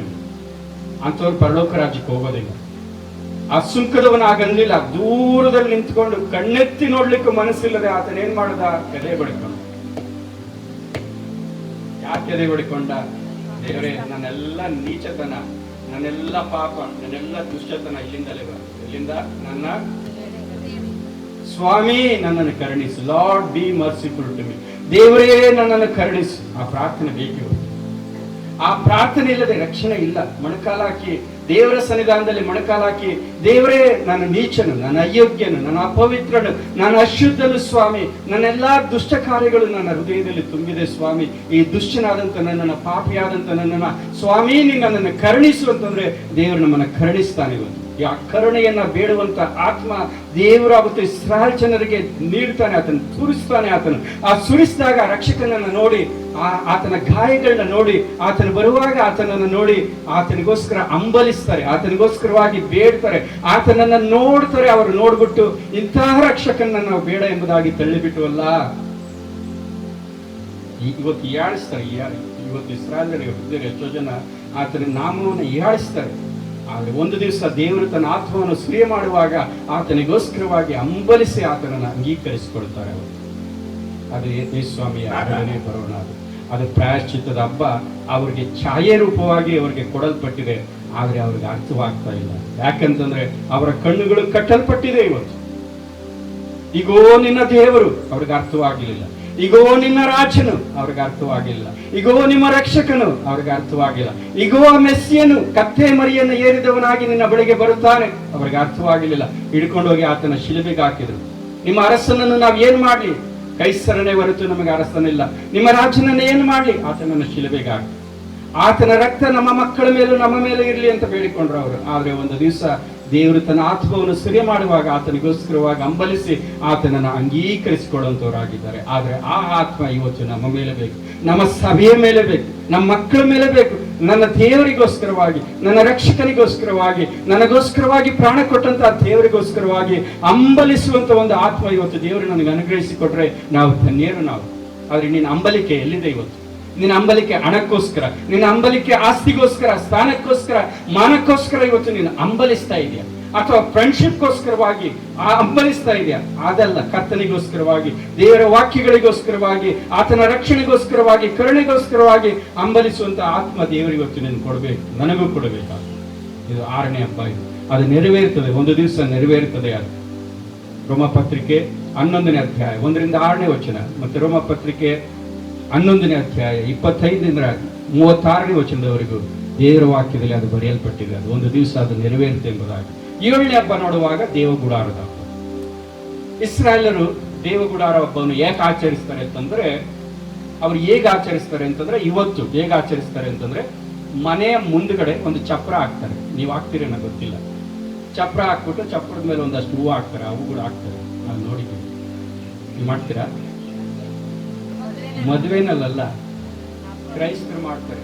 ಆದ್ರೆ ಇಸ್ರಾಯೇಲರು ಮಾಡ್ತಾರೆ, ಚಪ್ರ ಹಾಕ್ತಾರೆ. ಚಪ್ರ ಪೂರ್ತಿ ಮುಚ್ಚಲ್ಲ. ನೋಡಿದ್ರೆ ಆಕಾಶ ಕಾಣಬೇಕು, ನಕ್ಷತ್ರಗಳು ಕಾಣಬೇಕು. ಆ ನಕ್ಷತ್ರಗಳು ನೋಡಿ ದೇವರು ಅಬ್ರಹಾಮನಿಗೆ ಮಾಡಿದ ವಾಗ್ದಾನವನ್ನು ಏನ್ ಮಾಡ್ತಾರೆ? ಮನೆ ಬಿಟ್ಟು ಆ ಚಪ್ರದಲ್ಲಿ ಹೋಗಿ ಇದ್ದು ದೇವ್ರನ್ನ ಆರಾಧಿಸ್ತಾರೆ. 7 ದಿವಸ ಮಾಡ್ತಾರೆ, 7 days ಟ್ಯಾಬರ್ನಕಲ್. ಅದು ಯಾಕೆ ನೇಮಿಸಿದ್ರು ದೇವರಪ್ಪ ಅಂತಂದ್ರೆ, ಓ ಇಸ್ರಾಯೇಲರೇ, ನೀವು 40 ವರ್ಷ ಅರಣ್ಯದಲ್ಲಿರುವಾಗ ಐ ಗೇವ್ ಯು ಶೆಲ್ಟರ್, ನಾನು ನಿಮಗೆ ಗುಡಾರವನ್ನ ನೇಮಿಸಿಕೊಟ್ಟೆ. ಹಗಲಲ್ಲಿ ಮೇಘಸ್ತಂಭವಾಗಿ, ರಾತ್ರಿಯಲ್ಲಿ ಅಗ್ನಿಸ್ತಂಭವಾಗಿ ನಾನೇ ನಿಮ್ಮನ್ನ ಗುಡಾರವಾಗಿ ಆವರಿಸಿಕೊಂಡ ಇಸ್ರಾಯೇಲರೇ, ನಾನು ನಿಮ್ಮನ್ನ ನಡೆಸ್ತಾ ಬಂದೆ, ನೀವು ಅದನ್ನು ಮರೆತು ಹೋಗಬಾರ್ದೆಂಬುದಾಗಿ ದೇವರು ಹಬ್ಬವನ್ನು ನೇಮಿಸ್ತಾ ಇರ್ತಾರೆ, ಇದನ್ನು ಆಚರಿಸ್ತಾರೆ. ಆದ್ರೆ ನಮ್ಮ ಟ್ಯಾಬರ್ನೆಕಲ್, ನಮ್ಮ ಗುಡಾರ ಯಾರಂದ್ರೆ ನಮ್ಮ ಕರ್ತನಾದಂತ ಯೇಸು ಕ್ರಿಸ್ತನು 1000 ವರ್ಷ ಆಳ್ವಿಕೆಯಲ್ಲಿ ಆತನೇ ಗುಡಾರವಾಗಿ ಆವರಿಸಿಕೊಡ್ತಾನೆ. ಆತನು ಗುಡಾರವಾಗಿ ಆವರಿಸಿಕೊಡುವಾಗ ಇನ್ನು ದಾಹವಿಲ್ಲ, ಇನ್ನು ಹಸುವೆ ಇಲ್ಲ, ಇನ್ನು ಬಾಯಾರಿಕೆ ಇಲ್ಲ, ಯಾವ ಚಳವಾದ್ರೂ ನಮ್ಮನ್ನು ತಟ್ಟುವುದಿಲ್ಲ. ಆತನೇ ನಮ್ಮ ಟ್ಯಾಬರ್ನೆಕಲ್. ಆತನು 1000 ವರ್ಷ ಆಳ್ವಿಕೆಗೆ ಅದು ಸಾದೃಶ್ಯವಾಗಿರ್ತದೆ. ದೇವರು ತಾನೇ ನಮಗೆ ಟ್ಯಾಬರ್ನೆಕಲ್ ಆಗಿ ಆ ದೇವರು ನಮ್ಮ ಮಧ್ಯದಲ್ಲಿ ಆತನು ವಾಸ ಮಾಡ್ತಾನೆ. ನಾವು ಆತನೊಟ್ಟಿಗೆ 1000 ವರ್ಷಗಳ ಕಾಲ ಕ್ರಿಸ್ತನೊಂದಿಗೆ ನಾವು ಆಳುವಂಥವರಾಗಿದ್ದೇವೆ. ಜಕರ್ಯನ ಗ್ರಂಥ 14ನೇ ಅಧ್ಯಾಯ 16ನೇ ವಚನ, 17, 18, 19ನೇ ವಚನ ಓದಿದ್ರೆ, ದ ಟ್ಯಾಬರ್ನೆಕಲ್, ಆ ಗುಡಾರ ಆ ದಿವಸ ಯೆರೂಸಲೇಮಿನಲ್ಲಿ ಇರ್ತದೆ. ಸಕಲ ಕುಲ ಭಾಷೆ ಜನಾಂಗಗಳವರು ಪ್ರತಿ ವರ್ಷ ಪರ್ಣಶಾಲೆ ಹಬ್ಬಕ್ಕೆ ಬರ್ತಾರೆ. ಪರ್ಣಶಾಲೆ ಹಬ್ಬಕ್ಕೆ ಬಂದು ರಾಜಾದಿರಾಜನನ್ನು ಆರಾಧಿಸ್ತಾರೆ. 1000 ವರ್ಷ ಆಳ್ವಿಕೆಯಲ್ಲಿ ಆತನ ಸಿಂಹಾಸನ ಯೆರೂಸಲೇಮಿನಲ್ಲಿ ಇರುವಾಗ ಸಕಲ ಕುಲ ಭಾಷೆ ಜನಾಂಗಗಳು, ಸಕಲ ದೇಶದವರು ಆ ಪರ್ಣಶಾಲೆಗಳ ಹಬ್ಬಕ್ಕೆ ಬಂದು ರಾಜಾದಿರಾಜನ ಸನ್ನಿಧಾನಕ್ಕೆ ಬಂದು ಆತನ ಮುಂದೆ ಅಡ್ಡ ಬಿದ್ದು ಆತನನ್ನು ಆರಾಧಿಸ್ತಾರೆ. ಯಾರು ಪರ್ಣಶಾಲಾ ಹಬ್ಬಗಳಿಗೆ ಬರೋದಿಲ್ಲವೋ ಅವರ ದೇಶದಲ್ಲಿ ಮಳೆ ಬರೋದಿಲ್ಲ. ಅಂದ್ರೆ ಬಂದೇ ಬರ್ತಾರೆ ಅವರು. ಆ ಪರ್ಣಶಾಲೆ, ಆ ಪರ್ಣಗುಡಾರ, ಆ ದೇವಗುಡಾರ ನಮ್ಮ ಕರ್ತನಾದ ಯೇಸು ಕ್ರಿಸ್ತನು. ಆದ್ರಿಂದ ಆ ದೇವರು ವಾಕ್ಯ ಎಂಬುವಾತನು ನರಾವತಾರ ಆಯ್ತು ನಮ್ಮ ಮಧ್ಯದಲ್ಲಿ ವಾಸ ಮಾಡಿದನು. ಅಂದ್ರೆ ಈ ಬಿಕೇಮ್ ಟ್ಯಾಬರ್ನೆಕಲ್ ಟು ಅಸ್, ನಮ್ಮ ಗುಡಾರವಾದನು, ನಮ್ಮ ಬಿಡಾರವಾದನು. ಆತನಲ್ಲಿ ನಾವು ಜೀವಿಸ್ತೇವೆ, ಆತನಲ್ಲಿ ನಾವು ಚಲಿಸ್ತೇವೆ, ಆತನಲ್ಲಿ ನಾವು ಇದ್ದೇವೆ, ಸದಾಕಾಲ ಆತನೊಟ್ಟಿಗೆ ಇರ್ತೇವೆ. 1000 ವರ್ಷ ಆಳ್ವಿಕೆಯಲ್ಲಿ ಆತನೊಟ್ಟಿಗಿದ್ದು ಆತನ ರಾಜ್ಯವನ್ನ ನಾವು ಆಳ್ತೇವೆ. ನಾವು ಆತನ ಆಳುವಾಗ ಸಕಲ ದೇಶದವರು ಹಬ್ಬಗಳಿಗೆ ಬರ್ತಾರೆ. ಗಂಟೆಗಳ ಮೇಲೆ, ಕುದುರೆಗಳ ಮೇಲೆ ಎಲ್ಲಿ ನೋಡಿದ್ರು ದೇವರಿಗೆ ಮೀಸಲಾದದ್ದು, ದೇವರಿಗೆ ಪರಿಶುದ್ಧವಾದದ್ದು, ದೇವರ ಪರಿಶುದ್ಧತೆ ಅನ್ನೋದು ಲೋಕದಲ್ಲಿ ಇರ್ತದೆ. ಕರ್ತನಾದ ಯೇಸು ಕ್ರಿಸ್ತನ ಬರುವವರೆಗೂ ಲೋಕದಲ್ಲಿ ಪರಿಶುದ್ಧತೆ ನೋಡಲಿಕ್ಕೆ ಆಗೋದಿಲ್ಲ, ಲೋಕದಲ್ಲಿ ಸಮಾಧಾನ ನೋಡ್ಲಿಕ್ಕೆ ಆಗೋದಿಲ್ಲ. ಕರ್ತನಾದ ಯೇಸು ಕ್ರಿಸ್ತನ ರಾಜ್ಯ ಹೇಗಿರುತ್ತೆ ಅಂತಂದ್ರೆ ಸಾಯುವಂತವ್ರಿಗೆ ಮಗು 100 ವರ್ಷದವನಾಗಿ ಸಾಯ್ತು. ಅಂದ್ರೆ 100 ವರ್ಷಕ್ಕೆ ಸತ್ತವರು ಮಗು. ಆದಾಮವಳರು 800 900 ಹಾಗೆ ಬದುಕಿದ್ರಲ್ಲ, ಹಂಗೆ ಮನುಷ್ಯನ ಆಯುಷ್ಕಾಲ ಏನಾಗ್ತದಂತೆ ಹೆಚ್ಚಾಗ್ತದೆ. ದೇವರು ವಾಕ್ಯ ಹೇಳ್ತದೆ, ಸಮುದ್ರದಲ್ಲಿ ನೀರು ಹೇಗೆ ತುಂಬಿದೆಯೋ ಹಾಗೆ ಲೋಕದಲ್ಲಿ ದೈವ ಜ್ಞಾನ ಎಂಬುದು ತುಂಬಿರ್ತದೆ. ಒಬ್ಬನು ಯಾರು ಯುದ್ಧಗಳನ್ನ ಮಾಡೋದಿಲ್ಲ, ಯಾರು ಯಾರ ಮೇಲೆ ಎಲ್ಲಾ ದೇಶಗಳಲ್ಲೂ ಪರಿಪೂರ್ಣ ಸಮಾಧಾನ ಇರ್ತದೆ. ತೋಳ ಹಸು ಒಟ್ಟಿಗೆ ಮಲಗ್ತದೆ. ನಾಗರ ಹುತ್ತದ ಮೇಲೆ ಮಗು ಕೈ ಹಾಕಿದ್ರೆ ನಾಗರ ಕಚ್ಚೋದಿಲ್ಲ. ಇವಾಗ ಕೈ ಹಾಕಿ ನೋಡ್ರೆ ಏನಾಗುತ್ತೆ, ಮನುಷ್ಯ ಕಚ್ಚಿಬಿಡ್ತಾರೆ. ದ್ವೇಷ, ಅಸೂಯೆ ಬಹಳ ತುಂಬಿದೆ. ಆದರೆ ಯೇಸು ಕ್ರಿಸ್ತನ ರಾಜ್ಯದಲ್ಲಿ ಆ ಶಾಂತಿ, ಆ ಸಮಾಧಾನ, ಆ ಪರಿಶುದ್ಧತೆ, ಆ ನೀತಿ ವಾಸ ಮಾಡ್ತದೆ. ಆ ದಿವಸದಲ್ಲಿ ಪ್ರತಿ ವರ್ಷ ಪರ್ಣಶಾಲೆಗಳನ್ನ ಹಬ್ಬಗಳನ್ನ ಆಚರಿಸಿ ರಾಜಾಧಿರಾಜನ ಸನ್ನಿಧಾನದಲ್ಲಿ ಪ್ರತಿ ದೇಶಗಳವರು ಬಂದು ಅಡ್ಡ ಬಿದ್ದು ಆತನನ್ನು ಆರಾಧಿಸ್ತಾರೆ. ಇವತ್ತು ನಾವು ಆರಾಧಿಸಿದ್ರೆ ನಾವು ಸೊ ದೇವರ ಚಿತ್ತವಾದರೆ ಈ ಹಬ್ಬಗಳನ್ನ ಒಂದೊಂದಾಗಿ ಬಹಳ ಆಳವಾಗಿದೆ. ನೀವು ನನಗೆ ಬೈಬಲ್ ಸ್ಟಡಿ ಕೊಟ್ಟರೆ 6 ತಿಂಗಳು ಮಾಡ್ತೀನಿ. ಬರೀ ಸಂಕ್ಷಿಪ್ತವಾಗಿ ಪಸ್ಕ ಹಬ್ಬ, ಪಸ್ಕದ ಕುರಿಮರಿ ನಮ್ಮ ಕರ್ತನಾದ ಯೇಸು ಕ್ರಿಸ್ತನೇ ನಮಗೋಸ್ಕರವಾಗಿ ಶಿಲುಬೆಯಲ್ಲಿ. ಆಮೇಲೆ ಹುಳಿಯಿಲ್ಲದ ರೊಟ್ಟಿ ಹಬ್ಬ ಆತನ ಭೂಸ್ಥಾಪನೆಗೆ ಸಾದೃಶ್ಯವಾಗಿದೆ. ಆತನು ಹುಳಿಯಿಲ್ಲದವನು, ಪರಿಶುದ್ಧನು. ನಮಗೇನು ತಿಳಿಸ್ತದೆ, ಆತನ ಪರಿಶುದ್ಧನಾಗಿರುವಾಗ ನಾವು ಪರಿಶುದ್ಧರಾಗಿರಬೇಕು. 7 ದಿವಸ ಅಂತಂದರೆ 7 ಅನ್ನೋದು ಪರಿಪೂರ್ಣತೆ. ನಮ್ಮ ಜೀವಿತದಲ್ಲಿ ಆತನೊಟ್ಟಿಗೆ ನಾವು ನಡಿಬೇಕು ಪರಿಶುದ್ಧತೆಯಲ್ಲಿ. ಪ್ರಥಮ ಫಲ ಸತ್ತವರಲ್ಲಿ ಆತನೇ ಪ್ರಥಮ ಫಲ. ಆತನ ಸತ್ಯ ಎದ್ದು ಬಂದಿದ್ದರಿಂದ ನಾವು ಎದ್ದು ಬರ್ತೇವೆ. ನಮಗೊಂದು ನಿರೀಕ್ಷೆ ಇದೆ. ಸೊ ಆತನ ಪುನರುತ್ಥಾನಕ್ಕೆ ಸಾದೃಶ್ಯವಾಗಿದೆ. ಪಂಚಶತಮ ಪ್ರಥಮ ಫಲ ಆದಮೇಲೆ 50ನೇ ದಿವಸ ಪರಿಶುದ್ಧಾತ್ಮ ದೇವರು. ಎಕ್ಸಾಕ್ಟ್ ಆಗಿ ಸ್ವಾಮಿ ವಿಷಯದಲ್ಲೇ ಅದೆಲ್ಲ ಬರೆದಿತ್ತು ಒಡಂಬಡಿಕೆಯಲ್ಲಿ. ಆ ಒಡಂಬಡಿಕೆಯಲ್ಲಿ ಬರೆದಾಗ ಸ್ವಾಮಿ ಅದನ್ನು ಯಾವಾಗ ನೆರವೇರಿಸ್ತಾ ಅಂದ್ರೆ ಬೇರೆ ದೇಶದಲ್ಲ, ಎಕ್ಸಾಕ್ಟ್ ಆಗಿ ಪಸ್ಕ ಹಬ್ಬದಲ್ಲೇ ಆತನ ಸತ್ತ. ಬಹಳ ಜನ ಏನ್ ಅನ್ಕೊಂಡಿದ್ರು, ಪಸ್ಕ ಹಬ್ಬದಲ್ಲಿ ಆತನ ಹಿಡಿಬಾರ್ದು, ಆತನ ಶಿಲುಬೆಗೆ ಹಾಕಬಾರ್ದು. ಪಸ್ಕ ಹಬ್ಬದಲ್ಲಿ ಆತನ ಶಿಲುಬೆಗೆ ಹಾಕಿದ್ರೆ ಜನರು ದೊಂಬಿ ಎದ್ದೊಳ್ತಾರೆ, ಗಲಾಟೆ ಆಗುತ್ತೆ, ನಮ್ಗೆ ಕಷ್ಟ ಆಗ್ತದೆ ಅಂತ ಅವರ ಆಲೋಚನೆ. ಆದರೆ ದೇವರ ಆಲೋಚನೆ ಬೇರೆ ಇತ್ತು. ದೇವರ ಆಲೋಚನೆ ಅಂದ್ರೆ ಅದೇ ದಿವಸದಲ್ಲಿ ಮಾತ್ರವಲ್ಲ, ಅದೇ ಗಂಟೆಯಲ್ಲಿ. ಸಾಮಾನ್ಯವಾಗಿ ಶಿಲುಬೆಗೆ ಯಾರನ್ನಾದ್ರೂ ಹಾಕಿದ್ರೆ ಸಾಮಾನ್ಯವಾಗಿ 3 ದಿವಸ ನೇತಾಡ್ತಾ ಇರ್ತಾರೆ, ಹಂಗೆ ಸತ್ತೋಗ್ತಾರೆ. ಕೆಲವು ಸಾರಿ ದೇಹಗಳನ್ನ ಇಳಿಸಲ್ಲ, ಹದ್ದುಗಳು ಪಕ್ಷಿಗಳು ಬಂದು ಆ ದೇಹಗಳನ್ನ ತಿನ್ಕೊಂಡು ಹೋಗ್ತವೆ ಕಲ್ವಾರಿ ಬೆಟ್ಟದ ಮೇಲೆ. ಆದರೆ ಯೇಸು ಸ್ವಾಮಿ ಬರೀ 6 ಗಂಟೆಯಲ್ಲಿ ಆತನ ಪ್ರಾಣ ಬಿಟ್ಟ. 9 ಗಂಟೆಗೆ ಆತನ ಶಿಲುಬೆಗೆ ಹಾಕಿದ್ರು, 12 ಗಂಟೆಗೆ ಲೋಕದಲ್ಲಿ ಕತ್ತಲೆ ಆಯಿತು, 3 ಗಂಟೆಗೆ ಆತನ ಪ್ರಾಣ ಬಿಟ್ಟ. ಆ ಸೈನಿಕ ಬಂದು ನೋಡಿದ್ರೆ ಆಶ್ಚರ್ಯಪಟ್ಟ. ಅವರ ಕಾಲುಗಳನ್ನ ಮುರಿದ, ಕಳ್ಳರ ಕಾಲುಗಳನ್ನ ಮುರಿದ. ಆದರೆ ಈತನ ಕಾಲನ್ನ ಮುರಿಲಿಲ್ಲ. ಯಾಕೆ ಕಾಲನ್ನ ಮುರಿದ್ರು ಅಂತಂದ್ರೆ, ಕಾಲನ್ನ ಮುರಿಲಿಲ್ಲ ಅಂತಂದ್ರೆ ಬಹಳ ದಿವಸ ಬದುಕಿರ್ತಾರೆ. ಯಾಕಂತಂದ್ರೆ ಕೆಳಗಡೆ ಸಪೋರ್ಟ್ ತಗೋತಾರೆ. ಈ ಸಪೋರ್ಟ್ ತಗೊಂಡಾಗ ಏನಾಗುತ್ತೆ, ಉಸಿರಾಡ್ಲಿಕ್ಕೆ ಕಾಲು ಮುರಿದ್ಬಿಟ್ರೆ ಸಪೋರ್ಟ್ ತೊಗೊಳಕ್ಕಾಗಲ್ಲ, ಉಸಿರು ಕಟ್ಟಿ ಬೇಗ ಸತ್ತೋಗ್ತಾರೆ. ಅದು ಕಾಲು ಮುರಿದ್ರು. ಆದರೆ ಯೇಸುಸ್ವಾಮಿ ಬಳಿಗೆ ಬರುವಾಗ ಆತನ ಕಾಲು ಮುರಿಯೋ ಅವಶ್ಯಕತೆ ಇರಲಿಲ್ಲ. ಇನ್ನೊಂದೇನಂದ್ರೆ ದೇವರ ವಾಕ್ಯ ನೆರವೇರಿಸಲ್ಪಡಬೇಕಾಗಿತ್ತು. ಆತನ ಮೂಳೆಗಳಲ್ಲಿ ಒಂದು ಸಹ ಸೊ ಆತನ ಸತ್ತಿರೋದ ನೋಡಿ ಬಹಳ ಆಶ್ಚರ್ಯಪಟ್ಟ. ಆಗ ಈಟಿಯಿಂದ ತಿವಿದಾಗ ರಕ್ತ ಮತ್ತು ನೀರು. ಎಕ್ಸಾಕ್ಟ್ ಆಗಿ 3 ಗಂಟೆ ಅದೇ ಸಮಯದಲ್ಲಿ ಯೆರೂಸಲೇಮಿನ ದೇವಾಲಯದಲ್ಲಿ ಆ ಪಸ್ಕದ ಕುರಿ ಕೊಯ್ಯಲ್ಪಡಬೇಕು. ಆ ಪಸ್ಕದ ಕುರಿ ಕೊಯ್ಯಲ್ಪಟ್ಟಾಗ ಅದೇ ಗಳಿಗೆಯಲ್ಲಿ ಯೇಸುಸ್ವಾಮಿ ಶಿಲುಬೆಯಲ್ಲಿ ತಂದೆಯೇ ನನ್ನ ಆತ್ಮವನ್ನು ನಿನಗೆ ಒಪ್ಪಿಸ್ತೇನೆ ಎಂಬುದಾಗಿ ಆತನ ಪ್ರಾಣ ಕೊಟ್ಟ. ಪಸ್ಕದ ಹಬ್ಬ ಆಗಲಿ ಅದೇ ದಿವಸದಲ್ಲಿ ಸತ್ತ. ಭೂಸ್ಥಾಪನೆ ಹುಳಿಯಿಲ್ಲದ ರೊಟ್ಟಿಯ ದಿವಸದಲ್ಲಿ ಮಾರನೇ ದಿವಸ, ಮಾರನೇ ದಿವಸ ಪ್ರಥಮ ಫಲ ಆತನ ಸತ್ತವರೊಳಗಿಂದ ಎದ್ದು ಬಂದ. ಎಕ್ಸಾಕ್ಟ್ ಆಗಿ ಅದೇ ದಿವಸವನ್ನು ಆರಿಸ್ಕೊಂಡ. ಮತ್ತೆ ಪರಿಶುದ್ಧಾತ್ಮ ದೇವರನ್ನ ಕಳಿಸಿಕೊಡ್ತೀನಿ ಅಂತ ಹೇಳ್ದ. ಪರಿಶುದ್ಧಾತ್ಮ ದೇವರ ಪಂಚಶತಮ ದಿವಸದಲ್ಲೇ ಆತನು ಇಳಿದು ಬಂದ. God's calendar, God's appointed time, ದೇವರ ನೇಮಕಾಲ. These are the appointed times for you. ಇಸ್ರಾಯೇಲ್ ಜನರಿಗೆ ಅದು ಅರ್ಥವಾಗಲಿಲ್ಲ. ಅದು ದೇವರ ನೇಮಕ. ಅದು ಈಗ ದೇವರ ನೇಮಕದಲ್ಲಿ 4 ನೆರವೇರಿಸಲ್ಪಟ್ಟಿದೆ, 3 ಇದೆ. ತುತ್ತೂರಿ, ದೋಷ ಪರಿಹಾರಕ, ಪರ್ಣಶಾಲೆಗಳ 3 ಇದೆ. 3 ಸಹ ದೇವರು ನೆರವೇರಿಸುವ ಆತನಾಗಿದ್ದಾನೆ. ನಮಗೇನಂತಂದ್ರೆ ತುತ್ತೂರಿ ಧ್ವನಿ ಅಂತಂದ್ರೆ, ಓ ಕೆಲಸ ಮಾಡುವವರೇ ತುತ್ತೂರಿ ಧ್ವನಿಯನ್ನು ಕೇಳಿ ಕರ್ತನನ್ನ ಆರಾಧಿಸುವುದಕ್ಕಾಗಿ ಬಂದ್ರಿ, ಸಾಕು ಕೆಲಸ ಮಾಡಿದ್ವಿ, ಏನೋ ಅಲ್ಲಿವರೆಗೂ ಸೇವೆ ಮಾಡ್ತೀವಿ, ಆಮೇಲೆ ಸೇವೆ ಮಾಡಿದ್ರೆ ಪ್ರಯೋಜನ ಇಲ್ಲ. ಆದ್ರೆ ಕರ್ತನ ಬರೋಣಕ್ಕೆ ಮುಂಚೆ ಎಷ್ಟು ಸೇವೆ ಬೇಕೋ ಅಷ್ಟು ಸೇವೆ ನಾವು ಮಾಡಬೇಕು. ಕರ್ತನ ಬರೋಣಕ್ಕೆ ಮುಂಚೆ ಎಷ್ಟು ಜನಕ್ಕೆ ಸುವಾರ್ತೆ ಹೇಳ್ಬೇಕು ಅಷ್ಟು ಜನಕ್ಕೆ ಸುವಾರ್ತೆ ಹೇಳ್ಬೇಕು. ನಾವು ತುತ್ತೂರಿ ಧ್ವನಿ ಊದಿದಾಗ stop the work and come for worship, ದೇವರನ್ನ ಆರಾಧಿಸುವುದಕ್ಕಾಗಿ ಬಂದ್ವಿ. ಪ್ರಾಯಶ್ಚಿತ್ತದ ಹಬ್ಬ ಇದೆ. ಸಭೆ ದೇವರ ರಾಜ್ಯಕ್ಕೆ ಸೇರಿದ ಮೇಲೆ ಅವರ ಆತ್ಮೀಯ ಕಣ್ಣುಗಳು ತೆರೆಯಲ್ಪಡ್ತದೆ, ತಮ್ಮ ಪಾಪಕ್ಕೋಸ್ಕರವಾಗಿ ಪ್ರಾಯಶ್ಚಿತ್ತ ಪಡ್ತಾರೆ. ಕರ್ತನ ಬರುವಾಗ ಆತನ ನೋಡಿ ಆತನನ್ನ ಮೆಸ್ಸಿಯನ್ನು ರಕ್ಷಕನೆಂಬುದಾಗಿ ಇಡೀ ಇಸ್ರಾಯೇಲ್ ಜನ ಆತನನ್ನು ಅಂಗೀಕರಿಸಿಕೊಳ್ತಾರೆ. ಅವರ ಕಣ್ಣುಗಳು ಆವಾಗ ತೆರೆಯಲ್ಪಡ್ತವೆ. ಸೊ ಆತನು ಬಂದು ತನ್ನ ಆಳ್ವಿಕೆಯನ್ನು, ತನ್ನ ರಾಜ್ಯವನ್ನು, 1000 ವರ್ಷ ಆಳ್ವಿಕೆಯನ್ನು ಭೂಮಿ ಮೇಲೆ ಸ್ಥಾಪಿಸ್ತಾನೆ. ಅದು ಪರ್ಣಶಾಲೆ ಅಂದ್ರೆ ಆತನೇ ದೇವ ಗುಡಾರ. ಆತ ನಮ್ಮ ಮಧ್ಯದಲ್ಲಿ ವಾಸ ಮಾಡ್ತಾನೆ. ಆ ಗುಡಾರದಲ್ಲಿ ಆತನೊಟ್ಟಿಗೆ ನಾವು ಸದಾಕಾಲ ಇರ್ತೇವೆ. ದೇಶಗಳವರು ಬಂದು ಆತನ ಸನ್ನಿಧಾನಕ್ಕೆ ಬಂದು ಆ ರಾಜಾದಿರಾಜನನ್ನು ಆರಾಧಿಸ್ತಾರೆ. ಅದನ್ನ 3 ಹಬ್ಬಗಳು ಇನ್ನೂ ನೆರವೇರಿಸಲ್ಪಡಬೇಕಾಗಿದೆ. ಅದನ್ನು ನಾವು ಎದುರು ನೋಡ್ತಾ ಇದ್ದೇವೆ. ವಾಟ್ ಎ ವಂಡರ್ಫುಲ್ ಬುಕ್ ದೇವರು. ಅದರಿಂದ ವಿಶ್ವಾಸಿಗಳಿಗೆ, ಕ್ರೈಸ್ತರಿಗೆ ಬರೀ ಹೊಸ ಒಡಂಬಡಿಕೆ ಸಾಕ? ಹಳೆ ಒಡಂಬಡಿಕೆ ಛಾಯೆಯಾಗಿದೆ, ನಿಜ ಸ್ವರೂಪ ಕ್ರಿಸ್ತನಾಗಿದ್ದಾನೆ ಹೊಸ ಒಡಂಬಡಿಕೆಯಲ್ಲಿ. ಅದರಿಂದ ಹಳೆ ಒಡಂಬಡಿಕೆಯಾಗಲಿ ಹೊಸ ಒಡಂಬಡಿಕೆಯಾಗಲಿ ಆತನ ವಿಷಯವಾಗಿಯೇ ಬರೆಯಲ್ಪಟ್ಟಿದೆ. ಯಾರ ವಿಷಯವಾಗಿ? ಕರ್ತನಾದ ಆತನೇ ನಮಗೆ ಅಮೂಲ್ಯನು. ಆತನ ಈಸ್ ಅವರ್ ಪ್ರೆಷಿಯಸ್ ಲಾರ್ಡ್. ಆತನೇ ನಮಗೆ ಅಮೂಲ್ಯನು. ಸೊ ಆತನ ವಿಷಯವಾಗಿ ಬರೆಯಲ್ಪಟ್ಟಿದೆ. ಆದಿಕಾಂಡವಾಗಲಿ, ಪ್ರಕಟಣೆ ಗ್ರಂಥವಾಗಲಿ, ಮೋಶೆಯ ಧರ್ಮಶಾಸ್ತ್ರವಾಗಲಿ, ಪ್ರವಾದಿಗಳ ಗ್ರಂಥವಾಗಲಿ, ಕೀರ್ತನೆ ಗ್ರಂಥವಾಗಲಿ ಎಲ್ಲವೂ ಆತನ ವಿಷಯವಾಗಿ ಬರೆಯಲ್ಪಟ್ಟಿದೆ. ಆದರೆ ಆತನ ವಾಕ್ಯಗಳನ್ನ ಓದುವಾಗ ಅದಕ್ಕೆ ದಾವಿದ, ಸ್ವಾಮಿ ನನ್ನ ಕಣ್ಣುಗಳನ್ನ ತೆರೆ ಮಾಡು, ನಿನ್ನ ಧರ್ಮಶಾಸ್ತ್ರದ ಅದ್ಭುತಗಳನ್ನು ನಾನು. ಸೊ ದೇವರ ಕಣ್ಣುಗಳನ್ನ ತೆರೆ ಮಾಡಿದ್ರೆ ಬೈಬಲ್ ಇಸ್ ವಂಡರ್ಫುಲ್ ಬುಕ್. ದೇವ್ರ ಕಣ್ಣು ತೆರೆಯಲು ಮಾಡಿಲ್ಲ ಅಂತಂದ್ರೆ ಬೈಬಲ್ ಇಸ್ ಆರ್ಡಿನರಿ, ಎಲ್ರಿಗೂ ಅರ್ಥವಾಗುವುದಿಲ್ಲ.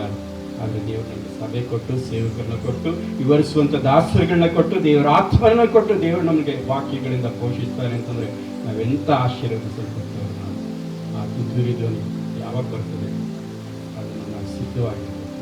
ಈ ವಿಶ್ವಾಸಗಳು ಬೇರೆ, ಈ ವಿಶ್ವಾಸಗಳು ಇವೆಲ್ಲ ಬೇರೆ. ನಮ್ಮ ಕಾಲದಲ್ಲಿ ನಾವು ಚಿಕ್ಕವರಿರುವಾಗ ಯೇಸುಸ್ವಾಮಿಯ 2ನೇ ಬರೋಣ ನಾವು ಕೇಳಿದ್ರೆ, ಸಂದೇಶ ಕೇಳಿದ್ರೆ, ಚರ್ಚ್ ಮುಗಿದ ತಕ್ಷಣ ಹೊರಗಡೆ ಹೋಗ್ಬಿಟ್ಟು ಆಕಾಶ ನೋಡೋದು. ಯಾಕೇಳಿ? ಆ ನಿರೀಕ್ಷೆ ಇತ್ತು, ಸ್ವಾಮಿ ಬರ್ತಾನ ಅಂತ. ಇವತ್ತು ಆ ನಿರೀಕ್ಷೆ ಇಲ್ಲ. 2 ತಿಮೋಥಿ 4ನೇ ಅಧ್ಯಾಯ 8ನೇ ವಚನ ಅಂತ ಕಾಣುತ್ತೆ. ಪೌಲ ಏನು ಹೇಳ್ತಾನೆ? ಆತನ ಪ್ರತ್ಯಕ್ಷತೆಯನ್ನ ಪ್ರೀತಿಸುವವರೆಲ್ಲರಿಗೂ ಆತನು ಜೀವ ಕಿರೀಟವನ್ನು ಕೊಡುವುದಕ್ಕಾಗಿ, love is appearing, give a crown.